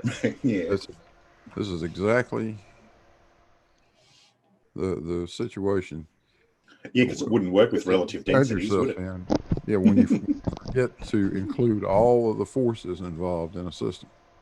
Yep. You can't just leave one out. Well, I brought up my balanced density buoyancy one with the ball, one weighted ball and one ping pong ball test over on Gem's server there a few times, and there's been flurfers in there, and none of them want to touch it. They just even though they were all talking about buoyancy and density and all that sort of stuff, and I'm going, look at this experiment, try to work it out. Yeah, if you can't solve something with your theory, then your theory is worthless. Yeah, That's right. they'll just completely ignoring it. I did get a few people to talk about it one time, but the flurfers just don't. No. They'll just keep crapping on about it. I don't even know who it was that time. Oh, I've got a maths teaser for you too, Terry. I'm gonna repeat this one tomorrow night, which Yep. I haven't booked in. Shit, I better book that in when we finish here. Mm-hmm. Tomorrow night's show. I forgot to do that. But we'll repeat this one, and we'll do an overlap. We'll recap on this one for tomorrow night. No worries. That way. So you want to hear my maths teaser? Oh, do we? Do we? Is it in written form or is it in verbal form? Oh, I'll tell you. I'll just tell you. All right. You can visualize it. It's pretty easy to visualize. All right. Okay. So you've got 3 identical boxes. Yeah. No way to tell the difference between any of the boxes. And in one of the boxes, you put 2 gold coins. And in the second box, you put 2 silver coins. And in the third box, you put a gold and a silver coin. So you got that? Mm-hmm. Right. Now you shuffle the boxes and mix them up, hands are faster than the eye type thing. Mm-hmm. And then you choose a coin out of one of the boxes. And the coin you choose is a gold coin. So given that you've got a gold coin, What are the chances that the other coin in the box you chose from is also a gold coin?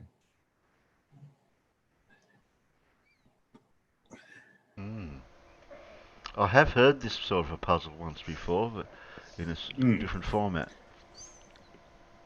So you got one gold coin in one box, two gold coins in another box, and a gold and silver coin in the third box. Is what you said? You've chosen, yeah. But you've picked a box, and you've got one gold coin out of one of the boxes. Yeah, so originally one of the boxes has 2 gold coins in, another has 2 silver, and the third one has a gold and a silver. You choose a coin randomly out of one of the boxes. You don't know what the boxes are. You choose a coin, and it happens to be a gold coin. What I want to know is, what are the chances of the other coin in the box that you chose being a gold coin? I reckon 30% chance. That's my guess anyway. It can't be that, because if it's a gold coin, that eliminates the possibility of the silver coins. So that's one box out of the equation. So you're only considering 2 boxes now. Okay. So it's a 50-50 chance then. You've got a 50-50 chance. I bet it ain't. You'd think it would be, but I bet it ain't. No, it's not 50-50 because in You've got, one box yeah, it's only you've one got coin. a gold and a silver. So, yeah, it's not 50%. Yeah, because you might not have picked the one with the gold and silver coin. You might have just picked the box with the gold coin. Yeah, but if you've got so you've already eliminated the silver because you picked up a gold, right? So the only other option is a gold or a silver. So why, out of those two, why isn't it 50-50? Yeah. Because it's too obvious. I bet that's not the answer. Yeah, you're right, Huey. It's not the answer. It's not the answer. Too easy, isn't it? Otherwise, it wouldn't be a teasing problem, would it? So think about that one. I'm going to have to I'm draw thinking that. 1 in 3. I'm going to have to draw it up so I can visualise it. How do I do that? Where'd you get the gold coin you have in your hand? Out of one of the boxes. All right. You just plucked it out at random. You just opened one of the boxes and plucked out, and happens to be gold. Yep, that's So right. it's out of either box 1 or box 3. Yeah. Yeah. Yeah, box 2 is out of the equation now because it can't be in Yeah. that box. Just want to know if there's any trickery You only afoot. got 2 boxes to consider. It's either the 2 gold coins or the gold and the silver coin box. That's the only 2 possibilities. And if you're taking a gold coin out, that means one box has got a silver and one box has got a gold. So what is the probability of the gold? Yeah, what's the chances that the other coin in the box Coin is a gold will be coin? gold. Yeah. I can't share the whiteboard. Bugger. Can't you? No, I've got a whiteboard here for Zoom, but I can't. There was something on the screen before. Yeah, but not the whiteboard. Ah. See, well, I can share the whiteboard like that in here, like do that, but it goes big on my end. Yeah. Oh, I can make it smaller actually. So we can see that in Zoom. Yeah. If I make that size, just put it over to there. See, that's a whiteboard we can share. We can all draw on that. But the problem is, I can't get that to go out there. You could take a screenshot of what you draw and then show the screenshot in a window on YouTube. Do you know the one about the 3 jars with marbles in them, Terry? You got 1 jar of blue, 1 jar of red, and 1 jar of blue and red mixed. Do you know that one? I can draw. There you go. There's a box. Right. Ooh. Oh, wait a minute. Hey, get out of there. Rub that. Right. Getting fancy. Draw. the thing is, they can't see what I'm doing out there. I just drew it out on paper and I'm still like, damn maths.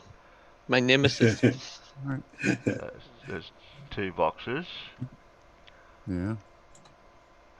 3 boxes. Which box is the monkey in?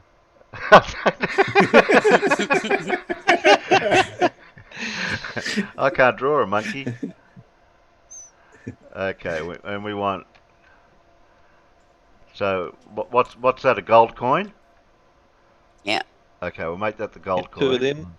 How many of them Yeah. in each box?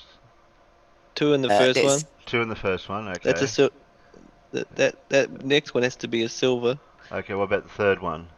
That's not the a gold third coin. one has That's one. it's a blue coin. It's blue gold. Yeah. Well, It's under a special light. All right. wait a minute. Wait a minute. Wait It's a under a minute. black light or something crazy. Wait a minute. The blue coins are the gold coins. Yeah. The And the other monkey is blue never ones gonna- are the silver the ones. monkey is never going to figure this out. What colour's that? Green. Oh shit. I've told you I'm colour. Doesn't matter what illiterate. colours you use, as long as there's 2 different colours, Terry. Well, I'm Yeah, gonna exactly. screenshot it so that way. What, seriously, Terry, you didn't know the difference between the green and the gold? Yeah, my eyes aren't that good. Okay, try that colour. Alright. What colour's that? That's gold. Gold. Gold. That's okay. gold. So 2 in this one. Yep. Right. And 1 on the third one. No. Go across. 1 there. One Oh, there. gold. Yep. All right. Perfect. And Yep, Now you now need we some need- silver coins. silver. What colour's silver? You can do any other color because we can see that it's Yeah, gold. yeah. Okay. yeah. Any other colour? Any other color. Find that in the list. Oh, It's Yeah, that's To the right. Black. Wait a minute. Wait Yeah. a minute. Wait a minute. no. Any other color. That one. Yeah, Yep, that colour. that's That colour. Cool. Okay, How- one more of those One more of those. in that one. okay. Yep. And then one in the final box on the. And Yep. one final. Perfect. All right. There we go. Solved it. Okay. Hey, wait a So minute. we'll now, it's take I've one got- it in gold. 2 chance While of I'll getting screenshot a that. box. I'll get a screenshot of Okay. it. That's gold. Copy. I'll keep that for now. And what's the final question? What is the chance the other coin is gold? hmm Yep. Is this like a chance in a percentage ratio thing, or what? Well, yeah, you could give it as a percentage or you could give it as a fraction. Both are Okay, acceptable ways of denoting a probability. 1 and Okay. 3. Okay, so I can stop that for now. And so people can find out how do I get back to there? Have I lost Zoom? Oh, here No. we go. Yeah, we're back. Mhm. Right, now Bob we need sees a black cat in a coal shuttle. I know, I'll have to find out how to get... Yeah, I'll have to capture an OBS scene for that because that'll go well on screen if we could do that live, have that going. That sort of thing, yeah. Yeah. We need that drawing now. This is just 1 in practice for me 4. anyway. So we need- Zebulon, the cat is both dead and alive. I don't know about the monkey. Oh my god. Where do I hide it now? And until you choose the coin, they're all gold and silver. Oh no! Right. Both. They're Yeah. there and they're not there. There's coins and no coins, and they're gold and silver. But you've already told us that you pick a coin Yeah. out of the box. So That's right. Yep. Yeah. I've lost my coins. Wait a minute. This is a trick. This is a trick.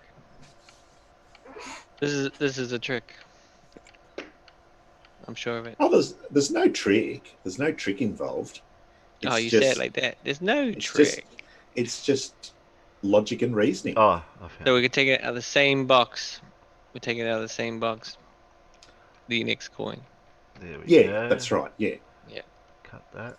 So there's 2 coins we can pick from that we need, and there's 1 coin we don't need. But there's 1 coin left in the box. So we've either taken from box 1 or we've taken from box 2, and we're going to get a silver. There you go. How'd that come out? There you go. Now I can't draw on it now.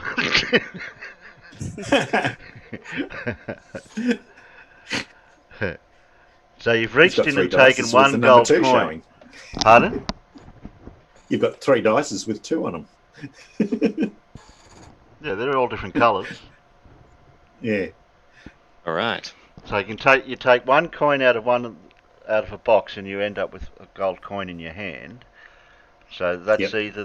you're either left with a silver coin or another gold coin in the other box because you didn't get a silver coin. Yep. That's right. So the chances of what's the other coin in the box, it's 100. It's a Oh, okay. So you either got a silver coin or a gold coin left. Well, that's only a 50-50 chance. That's the wrong answer, Terry. But that's the wrong answer, Terry. Yeah. 2/3. Phil's going with 2/3. So what's that? 60% chance, or 60 whatever percent. Ah. Okay. Well, Professor Phil would be correct. Ah, yes, my method of staying quiet before the answer comes worked perfectly. Do you want to know why, Terry? I did guess that before, the 2/3 No, chance. you were saying 30% to start with. Oh, so I was opposite. Yeah, okay. Yeah. The correct answer is 2/3 because you've got to think about it not in terms of the boxes themselves, but the coins. Okay. So think about it in terms of which gold coins you can choose. Okay. Let's label the 2 gold coins in the gold box, right? The one with the 2 gold coins in. Label those G1 and G2. And the other gold coin we'll just call capital G. Okay. So now, Wait a minute, I can how do many that. ways? I can do that for you. What do you want me to do? Draw what? Right. D1. Yeah, label the 2 gold coins in the box with 2 gold coins in it, G1 and G2. Yeah. And He's G2 vandalizing. and G2. And G2. Yep. Right. And label the other gold coin G, just capital G. Okay. G. All right. I'll take one of them away. All right. Now, Yeah. Doesn't matter which how one. many ways have you got of choosing a gold coin?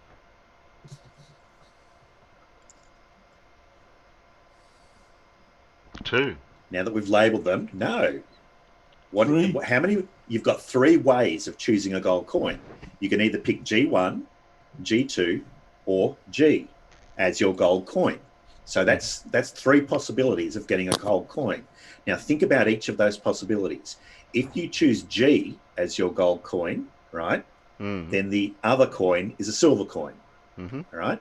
If you choose G1 as your gold coin, then G2 is the other coin and it'll be a gold. But if you choose G2 as your coin, G1 will be the other coin and it will also be gold. So there's 2 possibilities, 2 ways of choosing a gold coin where the other coin is also a gold coin. Okay? But there's only one way of choosing a gold coin where the other coin is a silver coin. So you've got 3 ways. 2 of those ways end up with the other coin being a gold coin, and 1 ends up with the other coin being a silver coin. So the chances are 2 out of 3. 2/3. Okay. Okay. Does that make sense, Terry? No, but I'll figure it out. Because you're thinking of only that in terms of the boxes you're choosing, as in if I choose that first box, then the other coin must be a gold coin. But if you do choose that box, there are 2 coins you can choose out of that box. You can either choose G1 or G2. And either of those options ends up with the other one being a gold coin. So you've got 2 ways of choosing a gold coin out of that box where the other coin is a gold coin. Okay? And so the chances are 2 out of 3. There you go. Phil's given us another equation again. Yeah. I've got one for you, Terry.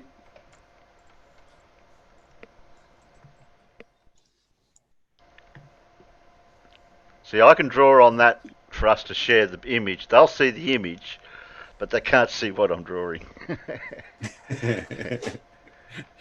Is my microphone working? Yes, It is, yes, Huey, yes, Huey, yes. we heard you. Oh, okay. Terry, you could open up Paint and then use that as your window, couldn't you? Then you would be able to see real time. Yeah, I think well, it depends if I'm able to share that window in Well, Zoom, in OBS. yeah, you should be able to share a Paint window through Zoom, and then everything. Yeah, I'll try that.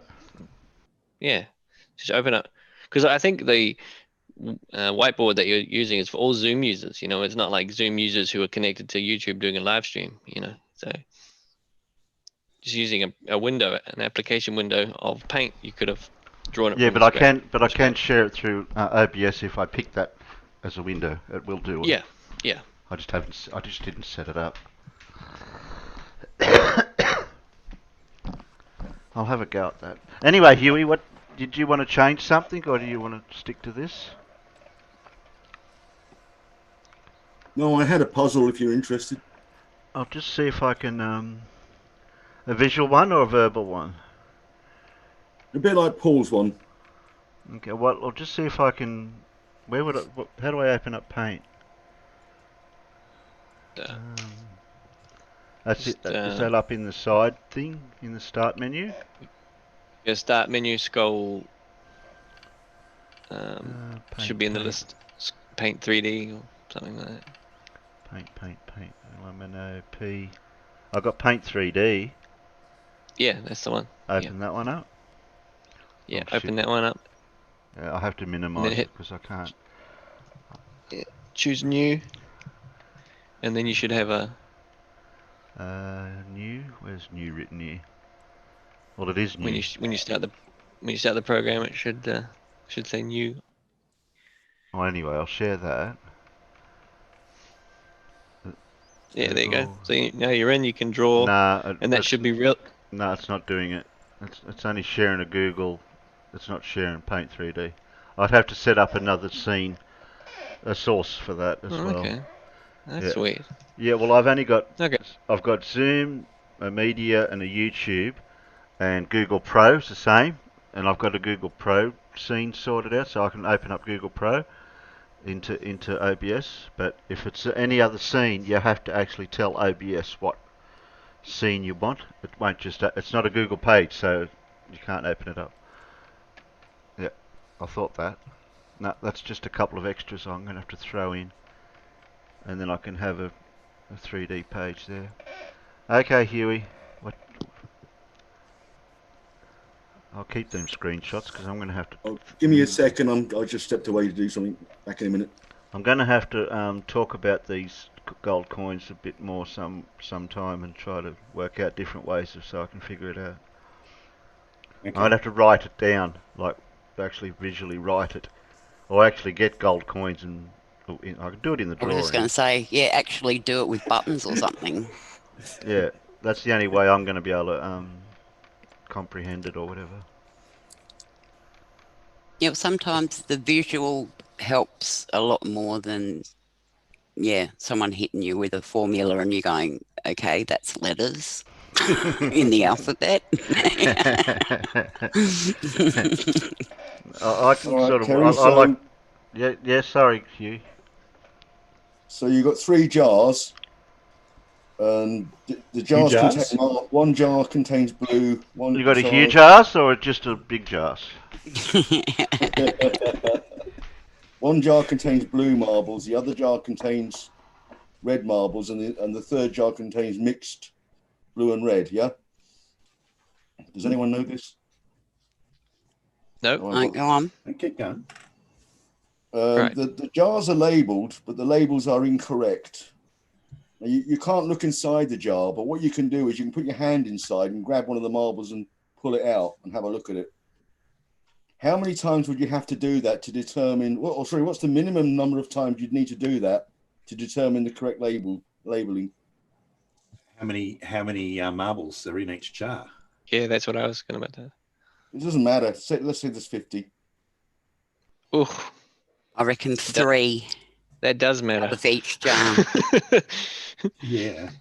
You can do it in 50 less red than and 50 blue, and can then do it in less 50 than red 3. and blue, or 25 red and blue. Yeah, that was what I was going to ask. Are you allowed to go into each jar and do it, or is it Yeah, you can do one as many jar times as you like. But what is the minimum times you need to pull one out and to determine the correct of labeling each for the jar?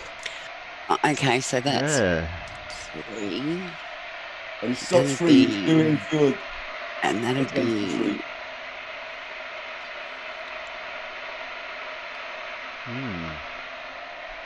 Well, if So- the glass jar's glass, you can see. Yeah, but you can't see inside. They're opaque and you can't look inside. You Oh, can okay. only put your hand. Can't pull see them out inside like the jar. Okay.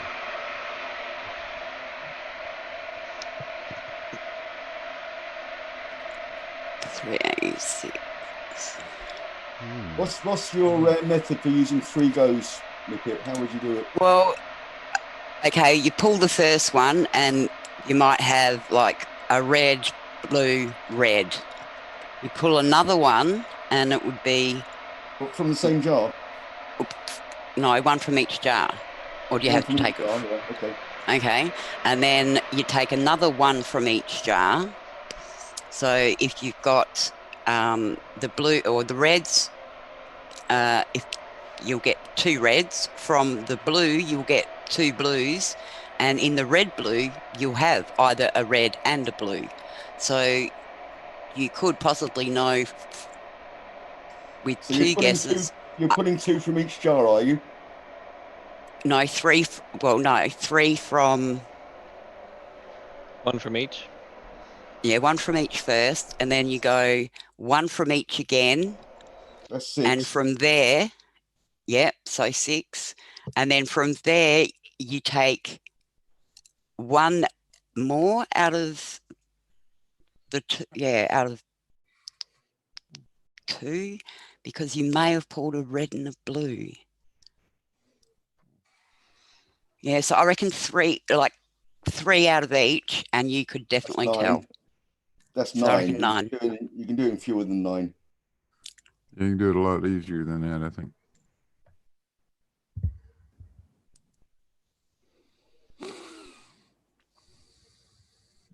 I'd just tip them out into a bowl. You're not allowed to do that. That's cheating. Buy a monkey to look in the jars. Yeah. Boggs wants to recount. Yeah. Box wants to recount. I think the amount of marbles is important. You say 50, you could be unlucky and pull out Yeah, actually, it's 25 actually irrelevant. reds. It's actually irrelevant how No, many are in. no, that's the infamous, if you flip a coin 100 times and get heads 100 times in a row, what's the odds of getting it again? It's Yeah. 50-50. I'm going to have to draw this one out as well. Peanuts are not Same gonna thing with the marbles. 7. You've got an unlimited supply of red and blue marbles in that jar. Right, And now you I've pull already 100 red marbles out in a row. On the next pull, your odds of getting a red marble is 50-50. Okay, draw. What colour is that? Right, there's one So jar. 4. 2 jars. My answer's 4. 3 jars. So I've got 3 jars. We've got different coloured marbles again. Oh dear. Red, blue, and red and blue mixed. Red and blue. Okay, red and blue. What colour's red? Is that red? Right. So you got red, red. So you got this one could be all red. Yeah, that's fine. Yeah. Okay. Okay. That'll do. Okay. And what about the next jars? Red and blue. The Doesn't third matter. one's You red can and do blue. red or blue or just blue. Okay. So you need a blue. blue jar and a blue and red jar. What colour's blue? Is that blue? Is that blue? Yep. That's blue. Okay. Keep in mind that you only have to figure out what 2 of them are. Okay. Yeah. And now we need red and blue. If you figure out what the correct label is for any 2, then you automatically know what the third one is. Okay. Right. So 6, 7. I've got 6 in each one. So. Yeah, that's fine. Okay. Now screenshot that. And then the peanuts can visualize it. Screenshot. Microraptor, there's red balls in one, there's blue balls in another, and one's got red and blue balls mixed together. What is the odds of What is the minimum pulling? attempts you need to Oh, sorry. make? Pulling them one marble out at a time and looking at it to determine what the correct labels should be. Okay, I can What stop Huey sharing said. now. Okay, we need a news thing. No bogs. What did Boggs do? I'm not looking. Oh, he's just one. Terry is playing with his balls, or is Mythic playing with Terry's balls, or is everyone playing with his balls? This is a family show. Yeah, this is a family show. Share. There we go.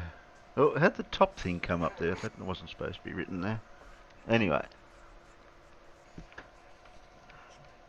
So So is it the minimum for working out all of them or just one of them? Well, the whole Huey. 3 of them. You're just working out what which jar label. contains which. Yeah, you got to relabel the So- labels back onto the jars because they're Yeah, all but mixed like, up. is it the total amount to work out all 3 or just one label? Well, you got 3 No, labels. well, you need to find. You've got to find which all 3 labels need to be correct.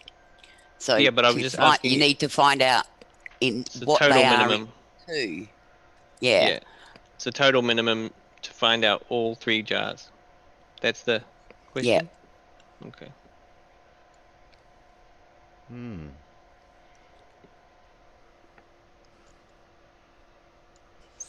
So the task is to correctly label the jars. Yeah. Yeah. Yeah. There's a total number needed to do all. So label the jars completely, not just find out You one don't jar. need to know the total number. It could be 6, it could be 50. It doesn't actually matter. We need critical thinking 4. I don't know if that's appropriate for this one. Surprised Paul hasn't smashed this already, but Yeah, I said 4. Bandy, That's I a told good you I number. was live. You should have checked the notification.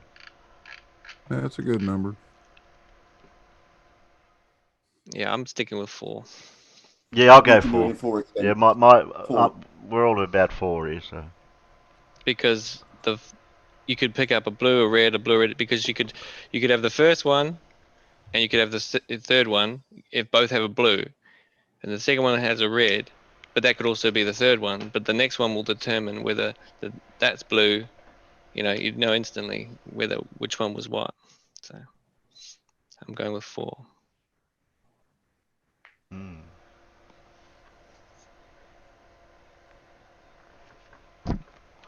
And I can draw Because now. if you got a red after you picked up a blue out of the one you got the blue from, and you had blue and red out of the others, you know exactly what 3 labels are. Because the only one that has blue and red in it is the one that has the blue and red in it. Okay, I can draw. And the colors that you picked out of the other ones are the colors that they are. So 4. Okay. So I can draw, But- but I don't know who can see me drawing. But the question is, what's the minimum number of pulls you'd have to relabel all 3, right? Mm. Yeah. So Yeah, someone absolute give me a minimum premise and I'll draw it out as you say it. Then the answer is 3. So which one are you pulling first? You can do it in less than 3 attempts. Wow. If you pull one from the let's start with the red and the blue jar. Okay. If you pull a red ball out and a blue ball out of that's 2 pulls. Then you know which jar that is. Okay. And all you have to do is pull one ball out of either of the other jars, and you know all 3. That's 3 pulls. Let's see. How do you do it with less than that? Yeah, I but thought could, you had to take one. See, I was thinking you had to take one out of each jar each time. Mm. That's what I thought it was. So That was the you could calculation pull I got two for. blues out of that one, or two reds out of Yeah, that one. if you're allowed to take two out of. Yeah, you You could. know. I'm not. Yeah, you could. But we're talking about what's the minimum number. Yeah, Yeah, no, you I could just end thought up with I two. thought you had to take one out of each in The like a minimum, sequence. Yeah. the minimum number you could pull out of that jar to Feel absolutely. as if we're missing a piece of information here. Not missing a piece of information, but we're neglecting a piece of information we were given. Didn't you say, Huey, that the jars are incorrectly labelled? I did say that. That's Yeah. right. The labels are incorrect. Yeah. So that's a piece of information you can use. Right. Yep. Yeah. So given that, Paul, how many pulls would you need to take? Let me think about that. So we'll make that blue. We'll make that, because I don't know, this is just going to be random. We'll make that red. You only have to work out from two, don't you? Oh, wait a minute. No, you can't label them like that, Terry. No, I'm doing them incorrectly. So we'll make that one blue red. Make that one red, and make that one blue. That's incorrect, isn't it? Say blue, red, red, and blue. Yeah, you pretty much nailed it. Yeah, no, it has to. Yeah, okay. Well, that changes things. If you're allowed to take two out of any one container, then that changes one things. out of any container. That's it. That's one pull. If you take two out, that's two pulls. Yeah. Right. So you know that one's incorrect. It's not blue, but it could be blue and red. And you know that one's not red, so that one can either be blue or red. Oh no, it can't be red because it's an incorrect label, and that's blue and red for that one.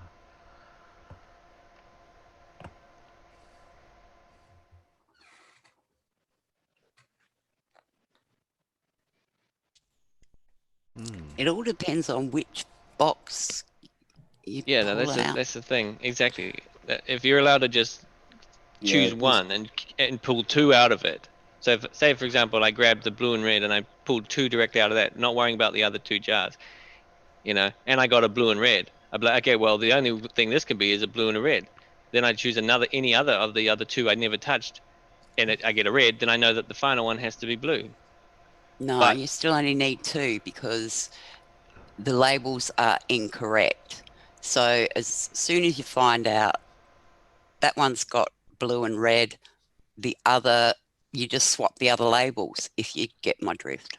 That's what I mean, but you don't know which so you only need out two. of the remaining is. You only need one.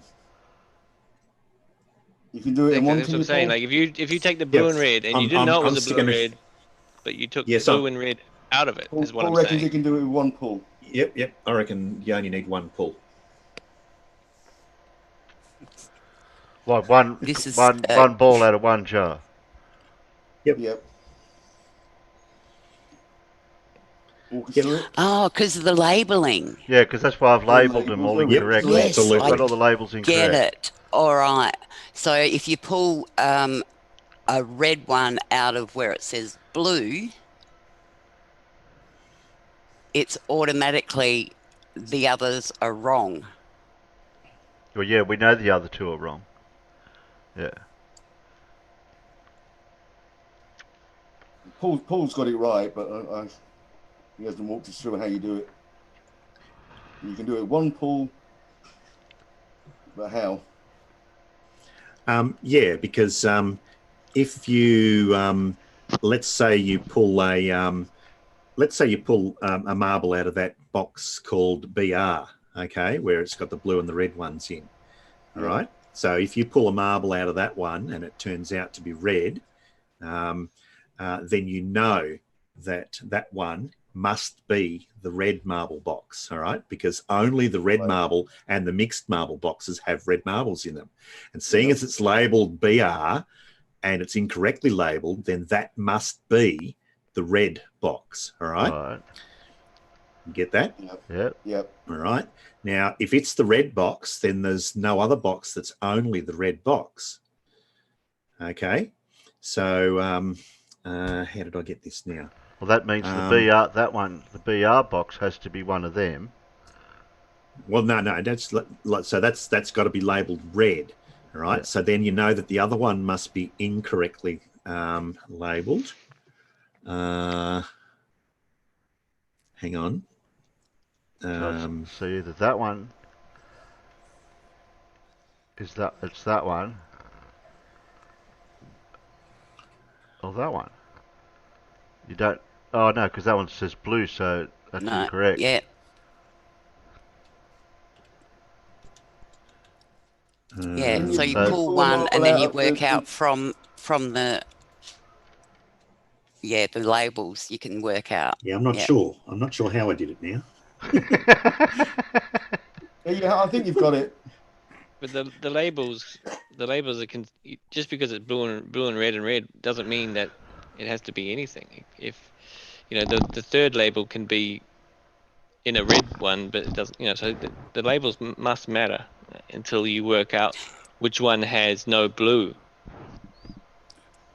Well, what you pull a marble, and it's red. Mm. Okay. Okay, and it's come out of the BR box. Yeah. Okay. Okay. So That but that's it's that it's a red one. Mm-hmm. Oh shit! Is that around the Well, that means that the BR one has to be box? Has to be. one of these two.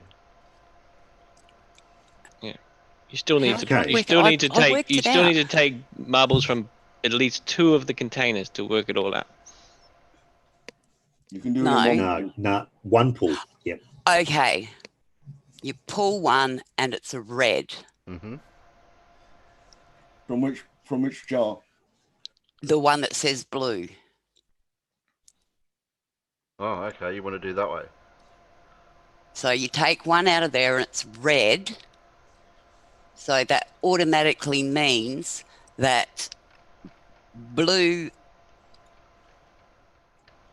has got to be the one that says, Okay, I know how to do it now. oh God. No, I've figured it out. I can I've figured see it out. it, but I just can't. Yeah. No, Go on, Paul. I've figured it out.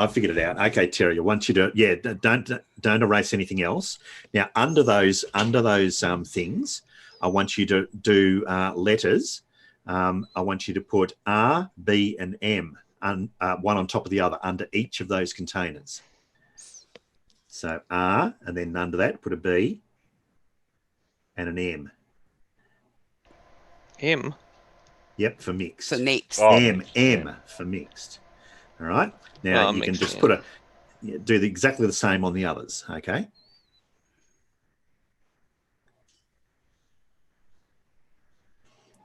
So these are potential labels.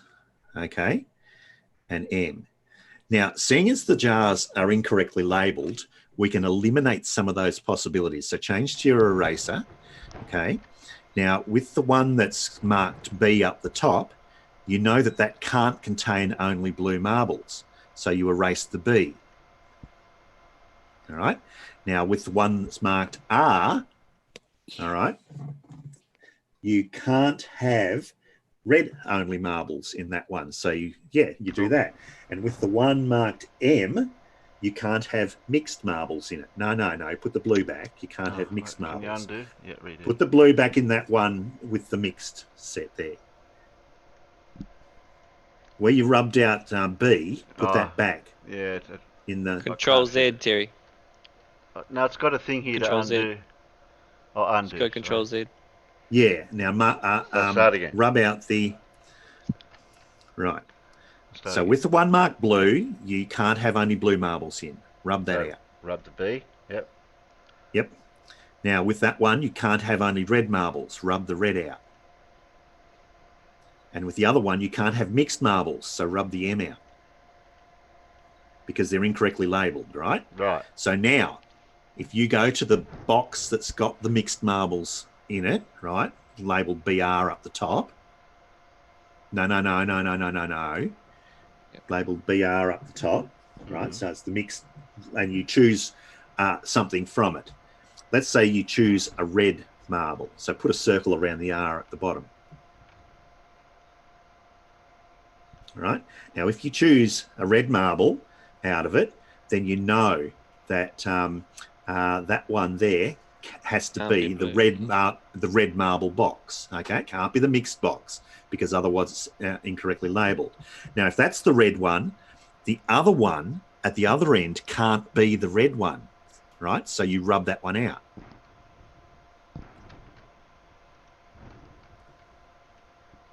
Which means it must be the mixed marble box. So you rub out the M under the middle one, and it must be the blue marble box. You get it? Correct. Very good. Okay.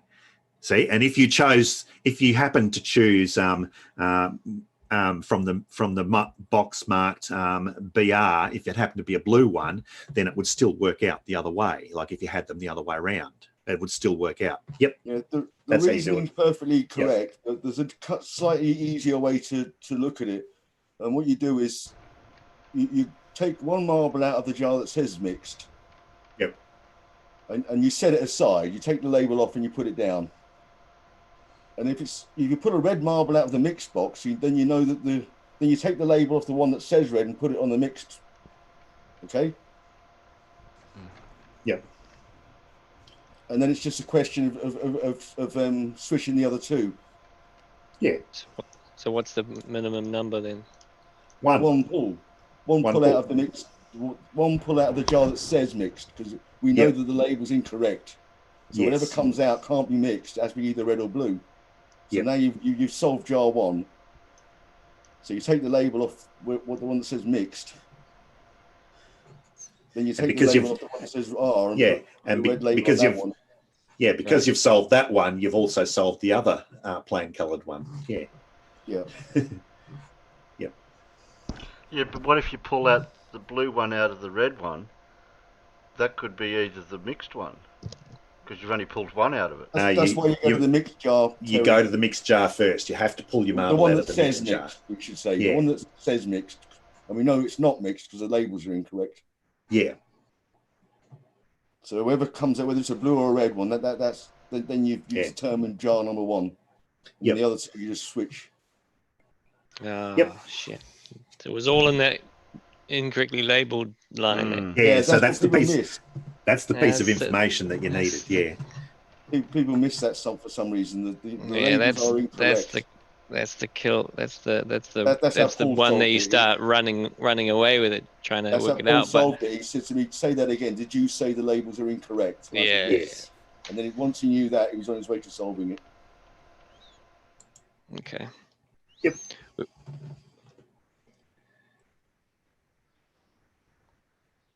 Next. Interesting. You reckon? we might grow taller and do this brain training. Think about it. This coffee's not working. Time to change brand. They could see us doing but they couldn't see us what we were doing. See what I did there? I did what the Flurfs do. I blamed everything else but myself.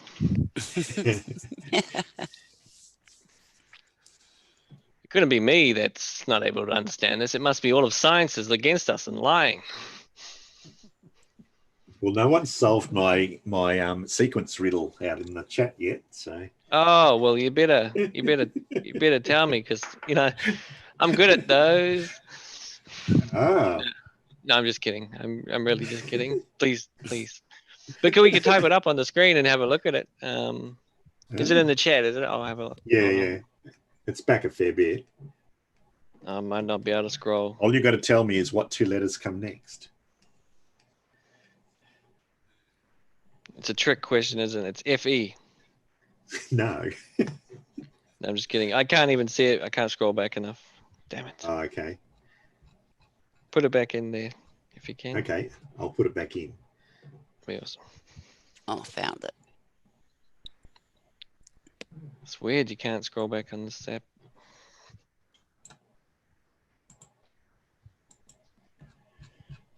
I guess everybody's heard the one about the three guys in the hotel, right? That one really Oh no. causes problems.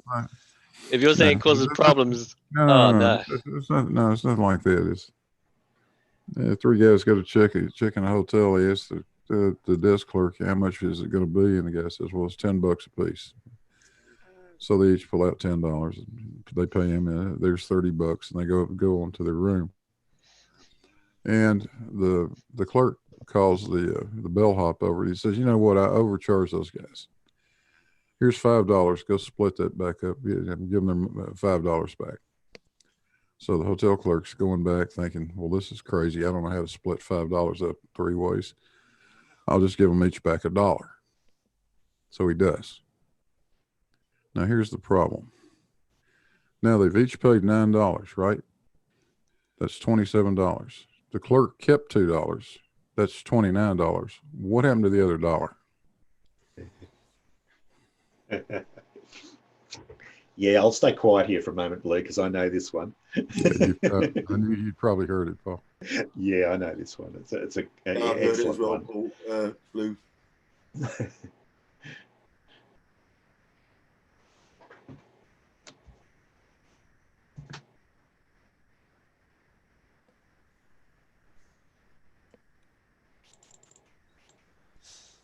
Yeah, that one was going around 20 years ago.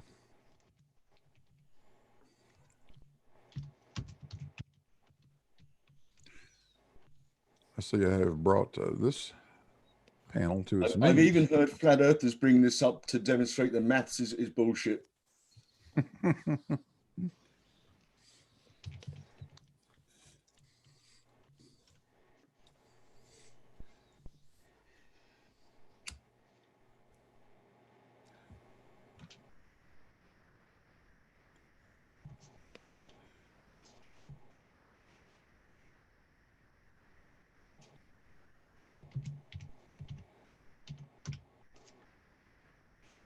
There you go. That one was solved. Okie dokie. That certainly brought things to a halt. Press play, Terry. Terry's still Blue. thinking about it, is he? Damn.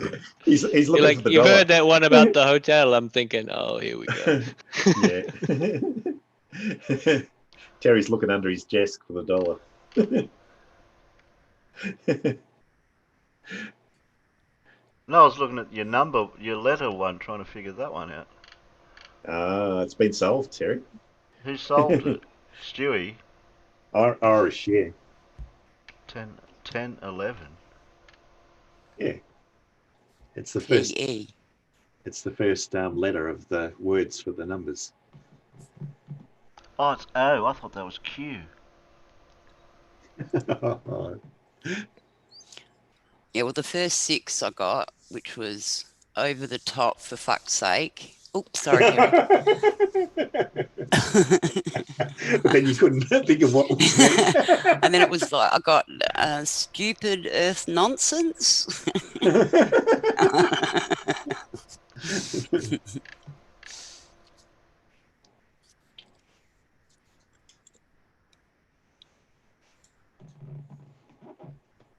Come on. Who knows where the extra dollar went? The clerk got it. No, he's got $2.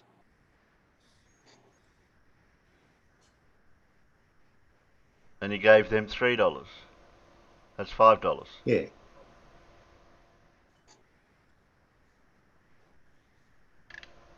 And the clerk kept $2. Can I give a hint? I'm still trying to work out this letter sequence, how 10, 11 comes after. What do you mean you're still trying to figure it out?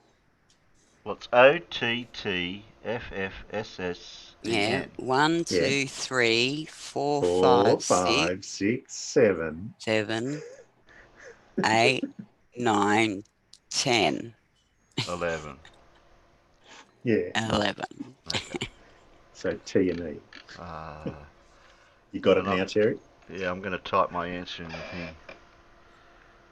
the thing. There. Thanks for the tip, Boggs. That's my reply. Don't eat yellow snow. Okay. There's no extra dollar.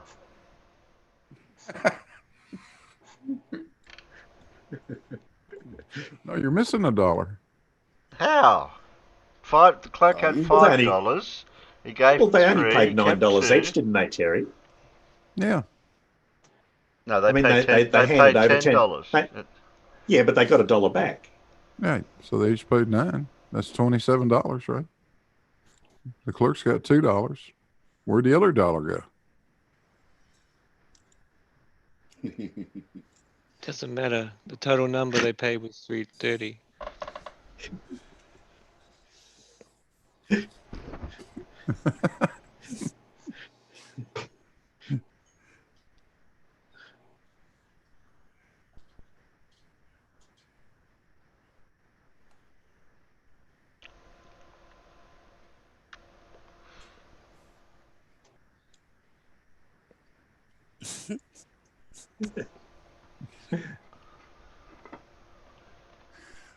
Thank God it's flat says it's wrong math. Damn right it is. I can't even remember the description for why it's wrong. It's wrong because what you're doing is you're changing what could you say to be a frame of reference in the middle of adding up the problem. That's what you're doing. You're looking at part way through adding up, you're looking at from the point of view of the clients, and then you're switching to the point of view of the clerk in the middle of it. You can't do that. Yeah, it's a misdirection problem is what it Yeah, is. that's right. There you go. I'll draw it out.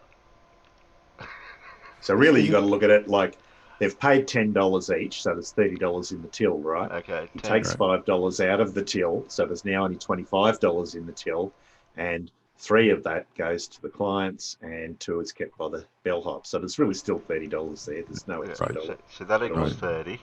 Yeah, yeah. This is gonna be great. Category error. I'm gonna use this on the flips. So Yeah. They all paid It's gonna be great. $30 each. Paid $10 each and left 30. The Right. clerk, Yeah, there's still $30. Yeah, that's $30 to start with, yeah. Then the manager gave the clerk back $5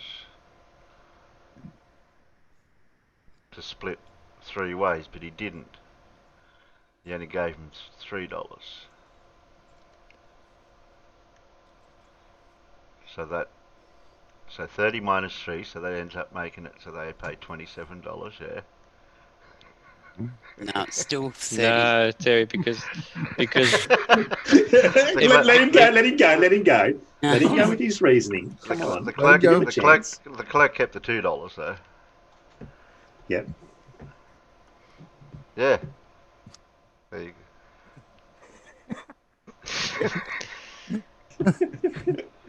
I see how you get the 30 again. Yeah, somehow 27 plus 2 is adding up to 30, isn't it? Yeah, well, we got it up to that. That doesn't add up. How'd you do that? I see. It's a tricky 29. one. There's a dollar I see the missing. trick. I see the. There's a dollar missing. I see the trick. I see the trick. I see the trick here. It's all about the remaining left in the till. That Yeah. It's a it makes category error, isn't it? it makes it clear. Because You're adding up things that aren't related. exactly, you've got it. What's left in the till, Terry?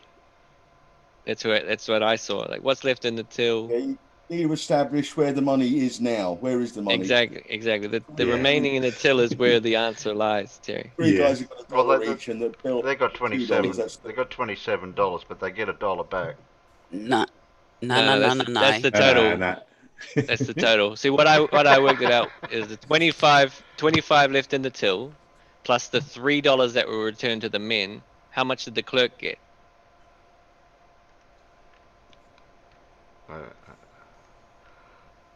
Two. So if they get So that's they get their their $30. they get their dollar back. Okay. Wait a minute. That means that they only paid $9 each. It's So that equals 27. What? But Terry, go from it like this. Go from it like this. Terry. This is how I saw it finally making sense in my head. Okay. You have the 25. You have the $30. you take 5 out of the 30 received because of the 10, 10, and 10, right? So there's 25 left in the till. The $5 is then taken to divide between the 3 men, $1 each. So that's 25 plus 3, which is what? And the clerk Yeah, but what's 25 plus 3? The clerk gets the 2. So. What's 25 plus 3? 28, right? 28, and yeah. the clerk had Right. and the clerk had 2. What's that? 30. But what, what the trick adding, is oh, that, okay, you're adding the 5 that way. well, the okay. trick is that you were trying to work out what the clerk received plus what the men paid, and that's the trick. That's the trick that gets you. It got me too. Yeah, you're adding Yeah. up numbers that don't have a relationship. So Yeah, Yeah. take all the 9s out, Terry. Yeah, take that whole row out. those Okay. numbers are confused. Now it's 30 minus 5, because that's how much got paid out. So 30 minus 5 gives you 25. Hmm. But A good one. I like it. Yeah, it's a okay, classic. so I hope I get this right now. So they each get $1. That's $3. Yeah. So that's plus So 3. how much is that?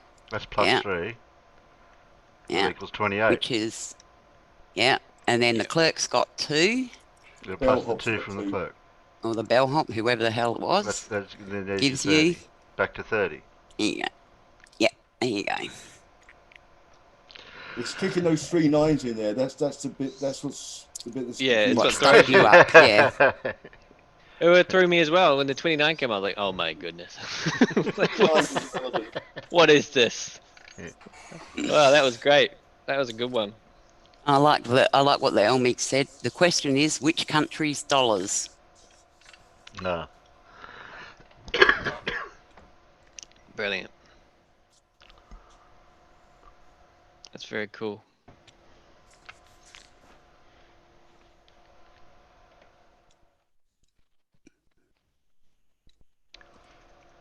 Have we got I any like video? these brain teasers. Yeah, I like these They're a brain bit teasers revealing, too. though. They're a bit like, and we're live while we're making all these This well, is- I'm this making is all these how- blunders. This is how It's like Robert it's like the used Abbott and Costello one where 13 times 7 Yes. equals 28. Yeah, that's the one. Yeah. This is how Yeah. globe earthers use mathematics to confuse the poor old flat earthers. No, Yeah, I it's like the 0.9 recurring equals 1. Yeah, that's a good one Oh, too. jeez. That one. oh, You that know, one. I argued with a guy over that for about a year, and he was adamant that I was wrong and that it was, that it wasn't quite one. Yeah. And he would go backwards and forwards, and he got really nasty and like that. And then he went quiet. And about 6 months later, he actually messaged me back and said, yeah, you were right. I've learnt a little bit more about maths, and you were right. He actually messaged me back and said, apologised for his behaviour and said he knew he was wrong now. So that was something. That's good. I Yeah. couldn't get that until I saw. Like it was quite funny because it was this teacher talking to a bunch of students, and I felt like one of the students. No, you're wrong. You're wrong. You know, and then it's like he starts writing it the increments on the board, and it's getting closer and closer. And when it hit 1, it was like, whoa. Like, it was just like, and because they were doing it on their calculators and they're reading out the numbers, and so what's the next one? What's the next one? And I'm just like, that's crazy. But when you find out you're wrong about something, you can stop being wrong and be right, can't you? Yeah, Well, that's correct. That's my Yep. strength. Yep. I can admit when I'm wrong. Well, the trick to that one was basically write it as a fraction and then write it as a decimal. That's all you need to do. Because 1/3 plus 1/3 plus 1/3 equals 1, but 1/3 is 0.3 recurring. Yeah. Yep. I mean, it was big long numbers and all the rest of it on the demonstration, but it, you know, all the kids in the class and me, we all got it together. It was wonderful. But yeah, I see. Maths is funny. It's real funny. Like if you go 1 + 2 + 3 + 4 + 5, you know, like that. Or you go 1, 2, 3, 4, 5, 6, 7, 8 plus 8, 7, 6, 5, 4, 3, 2, 1. It gives you all nines. You know, so the number that you didn't use is the number in the sequence. It's crazy. Yeah, Did you know that? I did. When I saw that was shining, I was like, whoa, 9 is magical. And all the degrees on a circle reduced to 9. It's like, whoa. Well, you know, do you know what a factorial is? No, that's a fact. Okay. Factorials are Factorial. numbers that like 4 factorial is 4 times 3 times 2 times 1. 5 factorial is 5 times 4 times 3 times 2 times 1. Right? Okay, yeah. You got that? Yeah, I get the, yeah. So 2 factorial would be 2 times 1, which is 2. All right. 1 factorial would be just 1. Right. What's 0 factorial?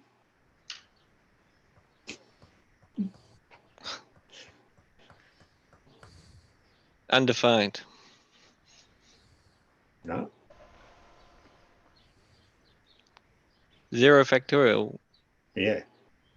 0, 0. No. Infinity. No. So 2 times 1 is 1. 0 times 0. Is that what we're times? We're not 0 factorial. We're not doing anything.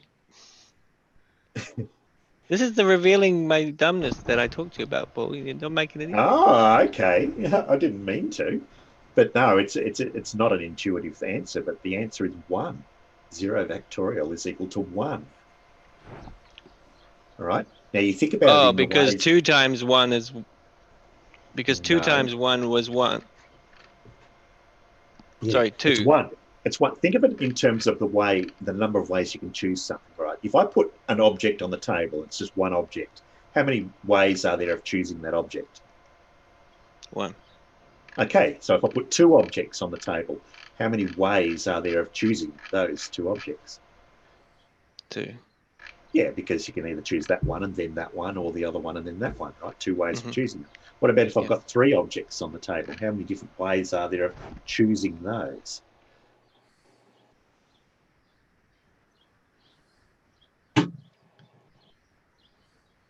Three objects. 3. Yeah. Yeah. No, not 3. There's not 3 ways of choosing them. There's actually 6 ways of choosing 3 objects. So let's say you've got a red, green, and blue. You can choose red, green, blue, or red, blue, green, or green, blue, red, or green, red, blue, or, you know, so there's 6 ways of choosing them, right? And that's where the factorial bit comes in with this probability. Now, if I put 10 objects on the table, how many ways are there of choosing none of them?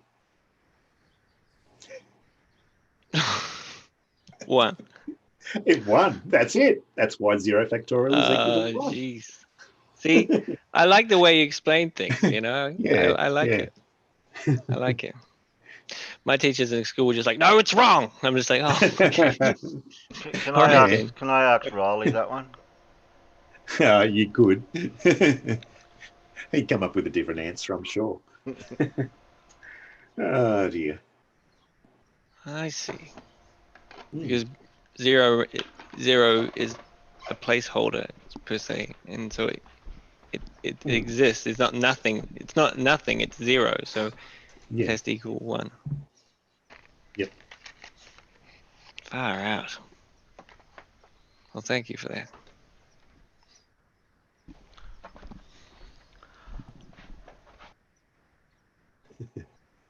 What else you got for us, Terry? Yeah. Oh, you're showing the flat Earth black swan.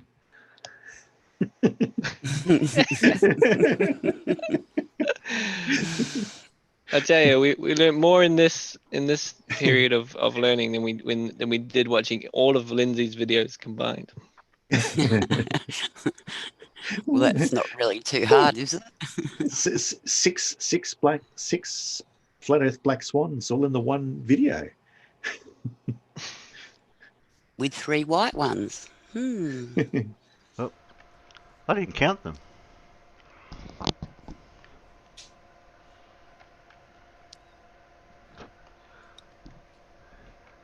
One, two, three, 4, 5, 6, 7, 8, 9. There's 9 altogether. So if you close your eyes and try to pick up a swan, what is the chance of you picking? Yeah.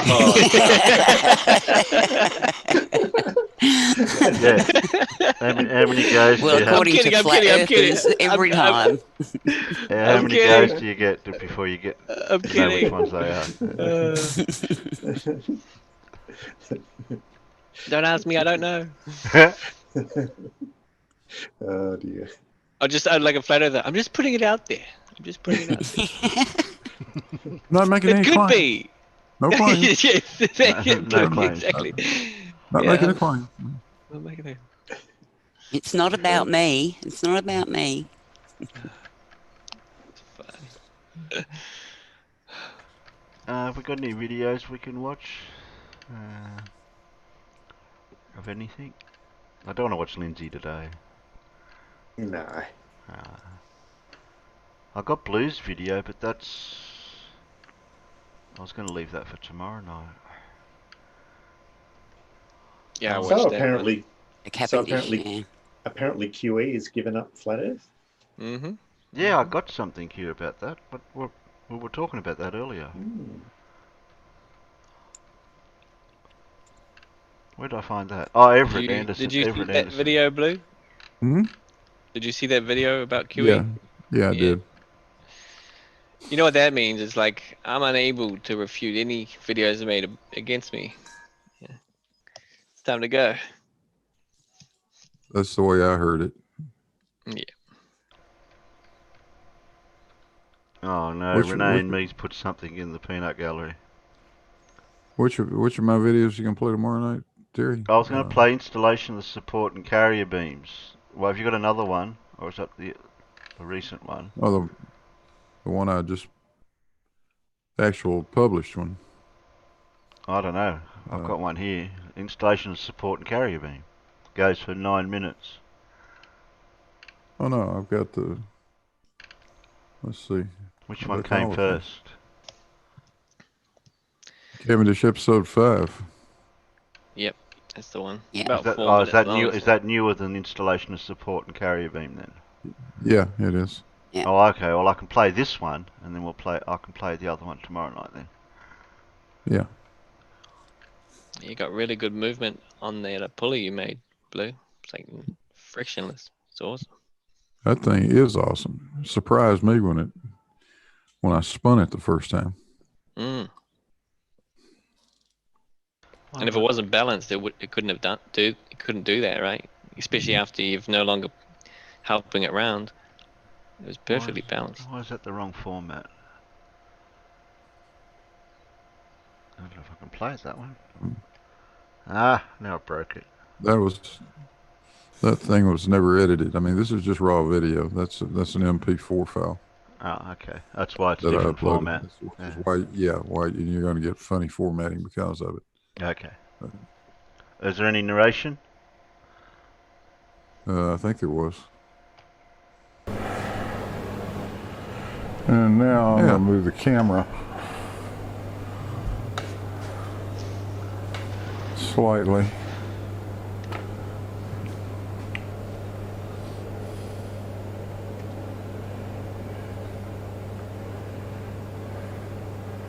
So that has to go up and sit in that beam pocket.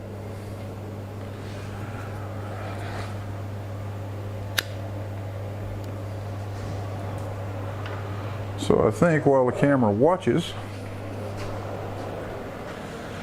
I'll go drop this thing in and see what happens.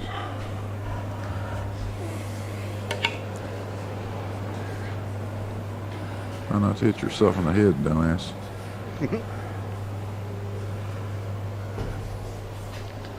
Yeah, we haven't seen any live camera accidents yet.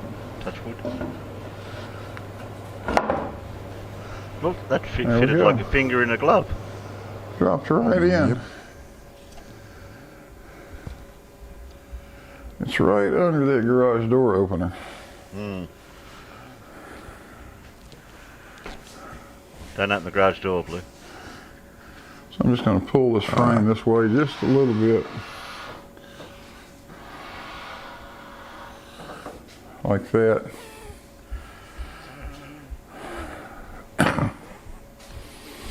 Let's see what the camera's focused on at this point.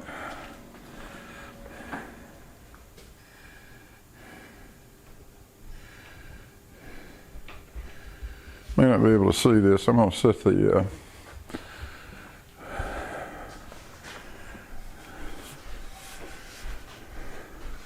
The Bog's saying, big where's your beam hard up on hat it and if I high can vis reach up vest, there. Blue? Boggs wants to know where your hard hat and high vis vest is. Yeah, really.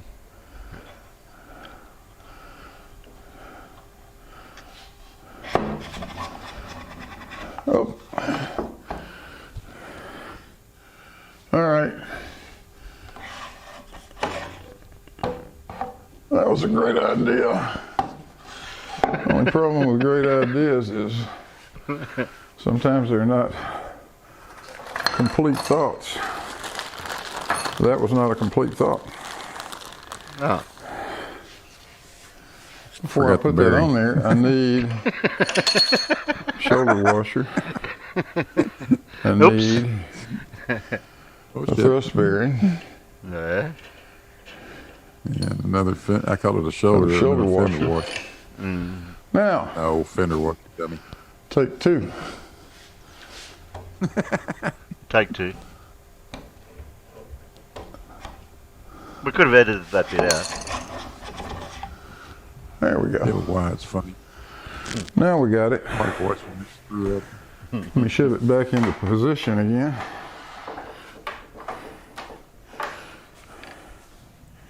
Or not.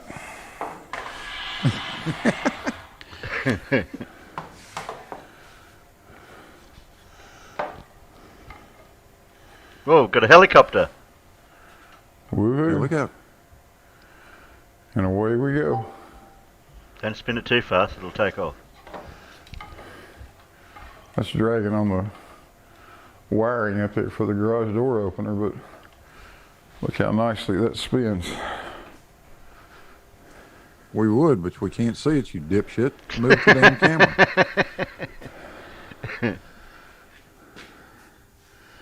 Let me come around where I can get a better picture of that.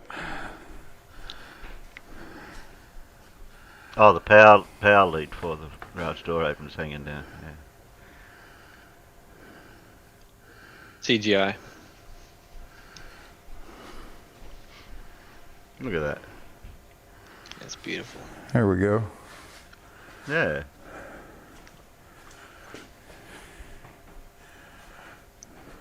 He's presupposing wood. Let me squeeze around over here. Let's give that thing another spin. Now that we're where we can see it.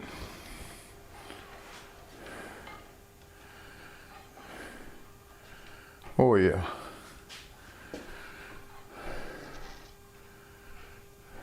It reminds me of one of those That's wheels what we with the wanted. little rubber thing on it, like a wheel with the numbers. That's about roulette as wheel. I think as I could make it, given my ability, and which isn't real great when it comes to metal parts and pieces, but whatever. So it still needs some. The beam still has to have some holes, some screws put in the there. holes. I can use Zoom my in a mouse, little Blue. bit. Look, Yeah. I can Maybe point we to can see the it. hole. Right there. There's a hole for a wood screw right there and one on the other side, both ends. So I need to put 4 screws in this thing. Make sure the beam, nothing moves. But I really like it. Hmm.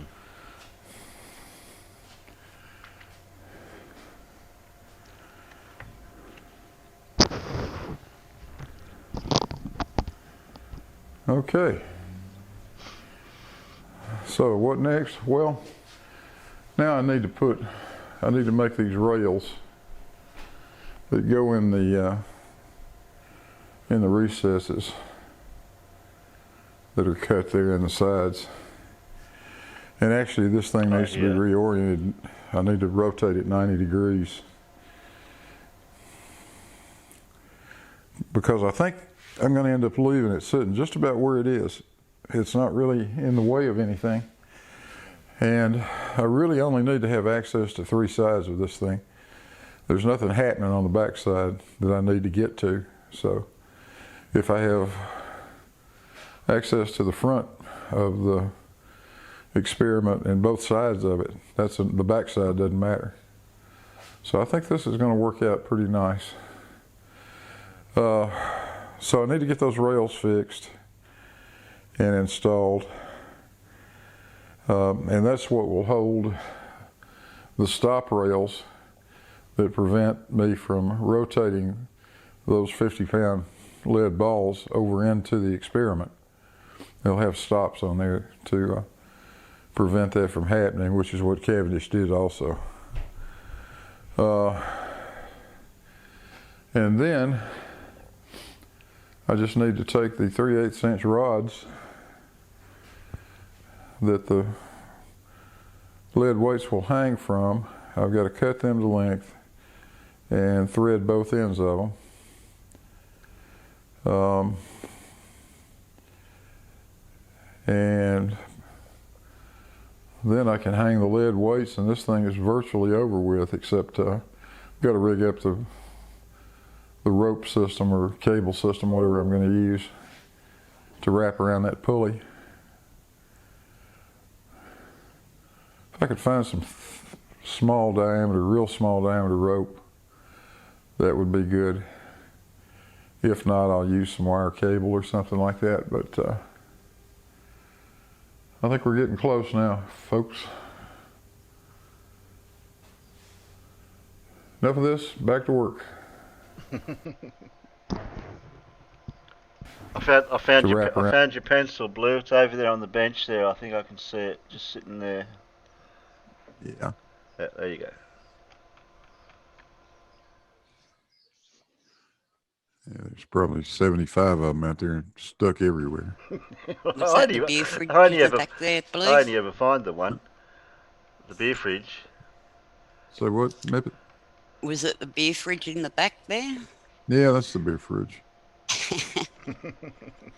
Yeah, so drinks are all sorted. Good. Yeah, they were talking about all the Cokes on the floor. That's my wife's Coke stash. That's not mine. Oh, it's small compared to mine. I always have at least 3 cases at home. Yeah. Somebody was asking what I'm going to do with it. Yeah, I'm going to donate it to somebody, I hope. Well, it's an artistic artwork, so a museum even, Blue, because it's amazing.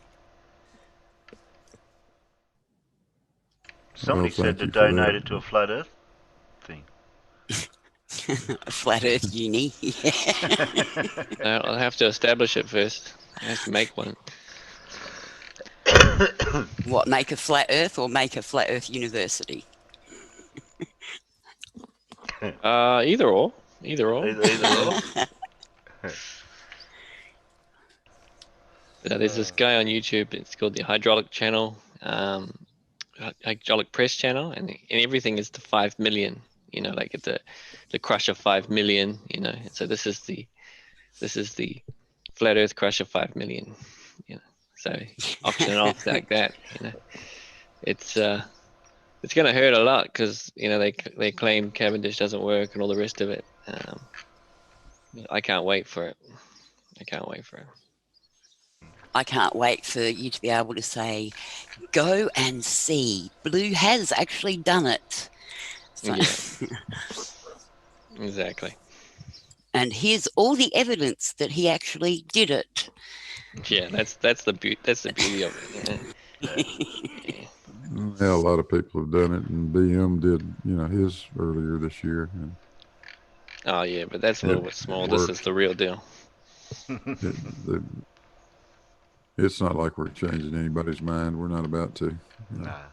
But I just think it's cool. I think like I don't even think the flat earthers matter, and I think even including them in the video about it would be only highlighting their cause, But the fact that you've done the Cavendish experiment, I think is the key here.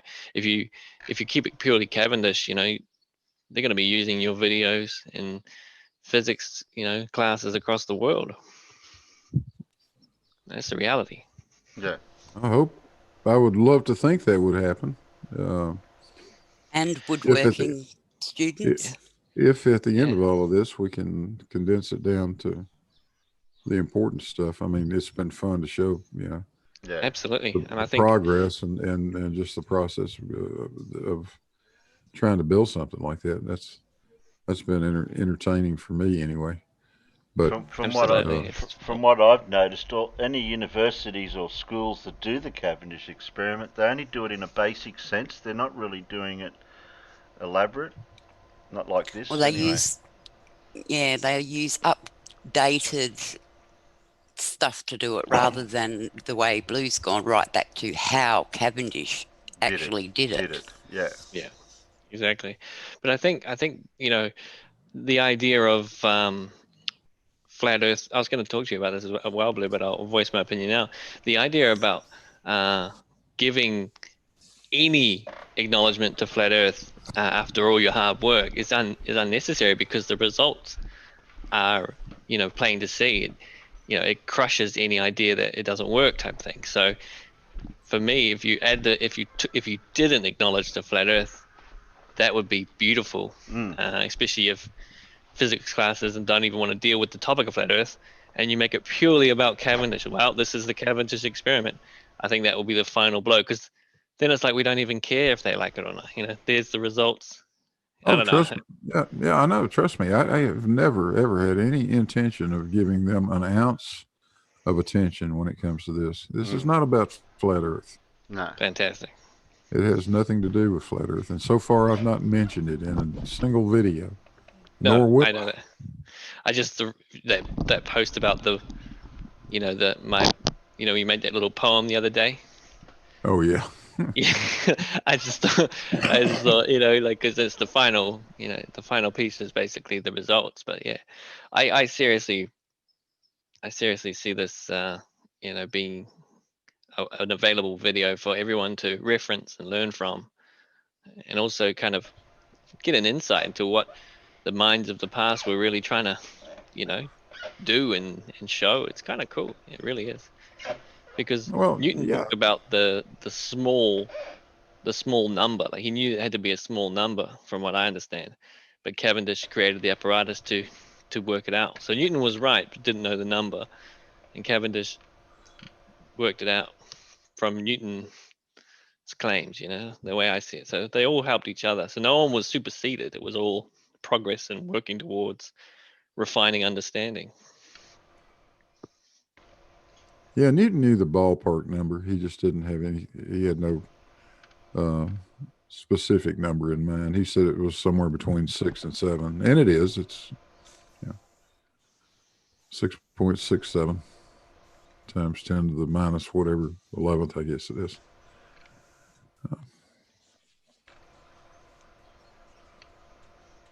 It's very cool. Oh, there's Cavendish episode 5. Okay, I've got to remember that for tomorrow night. You put a lot of work into it as well, Blue. For like time frame wise, you've been hammering away on it. It's pretty cool. Like, I'll put that down in Well, it's actually part of the message here. These sorts of experiments are not necessarily simple things to do, especially sensitive experiments like this one. If you're just going to go out and say, okay, I want to measure the little g, I'm going to measure the acceleration of gravity. Okay, I can do that pretty simple. That's not hard to do, and you don't need any real sensitive equipment. You just need basically a stopwatch. and you can come up with it. But when you start doing the kind of stuff that Coulomb was doing or Cavendish was doing, now you got some really sensitive instrumentation. As crude as it looks, I mean, it is a very sensitive scientific instrument. And it takes a great deal of care to do that and get it right. So that's part of what I was hoping I could demonstrate to everybody, that these are not just offhanded wild thoughts that somebody has, like the flat earthers love to do. Just grab your P900 and run out to the seashore and make some out of a focus video and claim you've done science. Okay, well, maybe you did, but this is another level altogether. And on any given day, there are hundreds of thousands of guys in actual laboratories all over the world doing this kind of stuff. Stuff that's a lot harder than this. So, I do know what they are going to say to you, though, Blue. You didn't do it in a vacuum. No, I have Oh, had they'll that say- one. I have had that one. yeah, they'll say all that stuff. Yeah. And you've got to wiggle your independent variable and all that sort of stuff. Well, he's wiggling his balls. I mean, that should be enough for that, shouldn't it? Didn't do it in a vacuum. Didn't do it in a shed. I didn't do it in the back of a truck. But do you give a flying... I'll come up with a Dr. Seuss poem for that one, I think. Yeah, not in a vacuum, not in a truck. I did the Really? I Who did the gives experiment, so I don't give a. Yeah. Yeah, a flying... Coming up a word to rhyme with truck. Could you shut that? Door.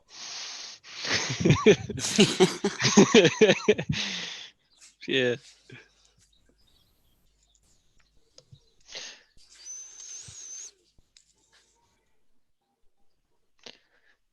Could you on the spot? Have you actually lost the Lot. Well done. You want to hear some far out woo? Check this out. Yesterday I was listening. I won't name and shame them, but Flat Earther said that water is both electric and magnetic. Let that sink in. Let that sink in for a moment. And also, consciousness comes from your blood.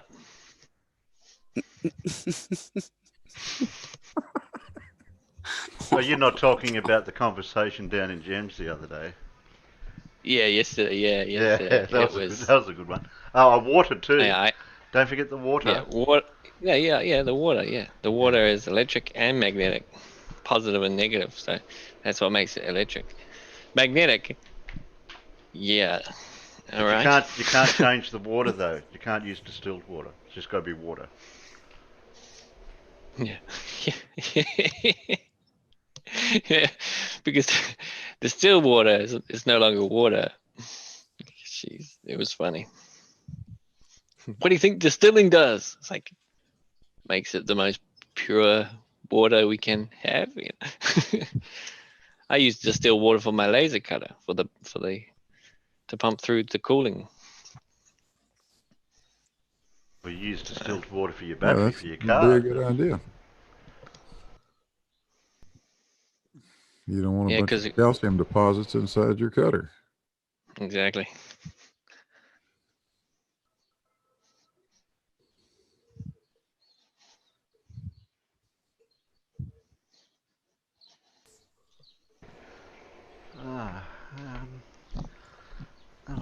We've been going for a while. I think we might finish up for a random stream. This was for the afternoon. Heavy water. That's pretty cool. That's it. Okay. Good timing, Terry. I've got to take my little ferret to the vet very soon. Yeah, well, Paul had to Did drop a because he checkup. had things to do too. So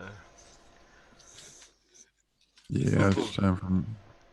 you were going to You've kept bed me there up past my before. bedtime, so Yeah, you were. I'm leaving too. Yeah. Oh, Microraptors, Ted. thanks, Huey. Thanks, Mippet. Thanks, Sheepy. Thanks, Blue. No worries. What's Thank that you, about? Terry. What's that Micro said? He said you didn't do it with a mouse. You didn't do it in a house. And he also said, you didn't do it during Cavendish's lifetime. Oh, okay. Didn't think of that variable, did Yeah, we? because Cavendish was doing it during Raptor's Yeah. lifetime. Didn't Oh, have dear. to. Cavendish beat me to it. What can I Yeah, say? yeah, he did. Oh, thanks, Micro Microraptor. Oh, jeez, I'll get it I right was one just day. going to say, what did you just say, Terry? Oh, Micro Crapper is what I did call him, and I still stuff it up. I'll just say Micro. Irish Stew, John, Miro, Zeppelin, Sean, Fred. Oh, thank God it's flat. All the regulars by the look of it. Tony D, Boggs, I Red think, nuts. Recritical Thinking. Scroll up. Oh, there was a big blue marble science out the side chat. Go check his channel out, everyone. Yep. Elmigs, Renee Me.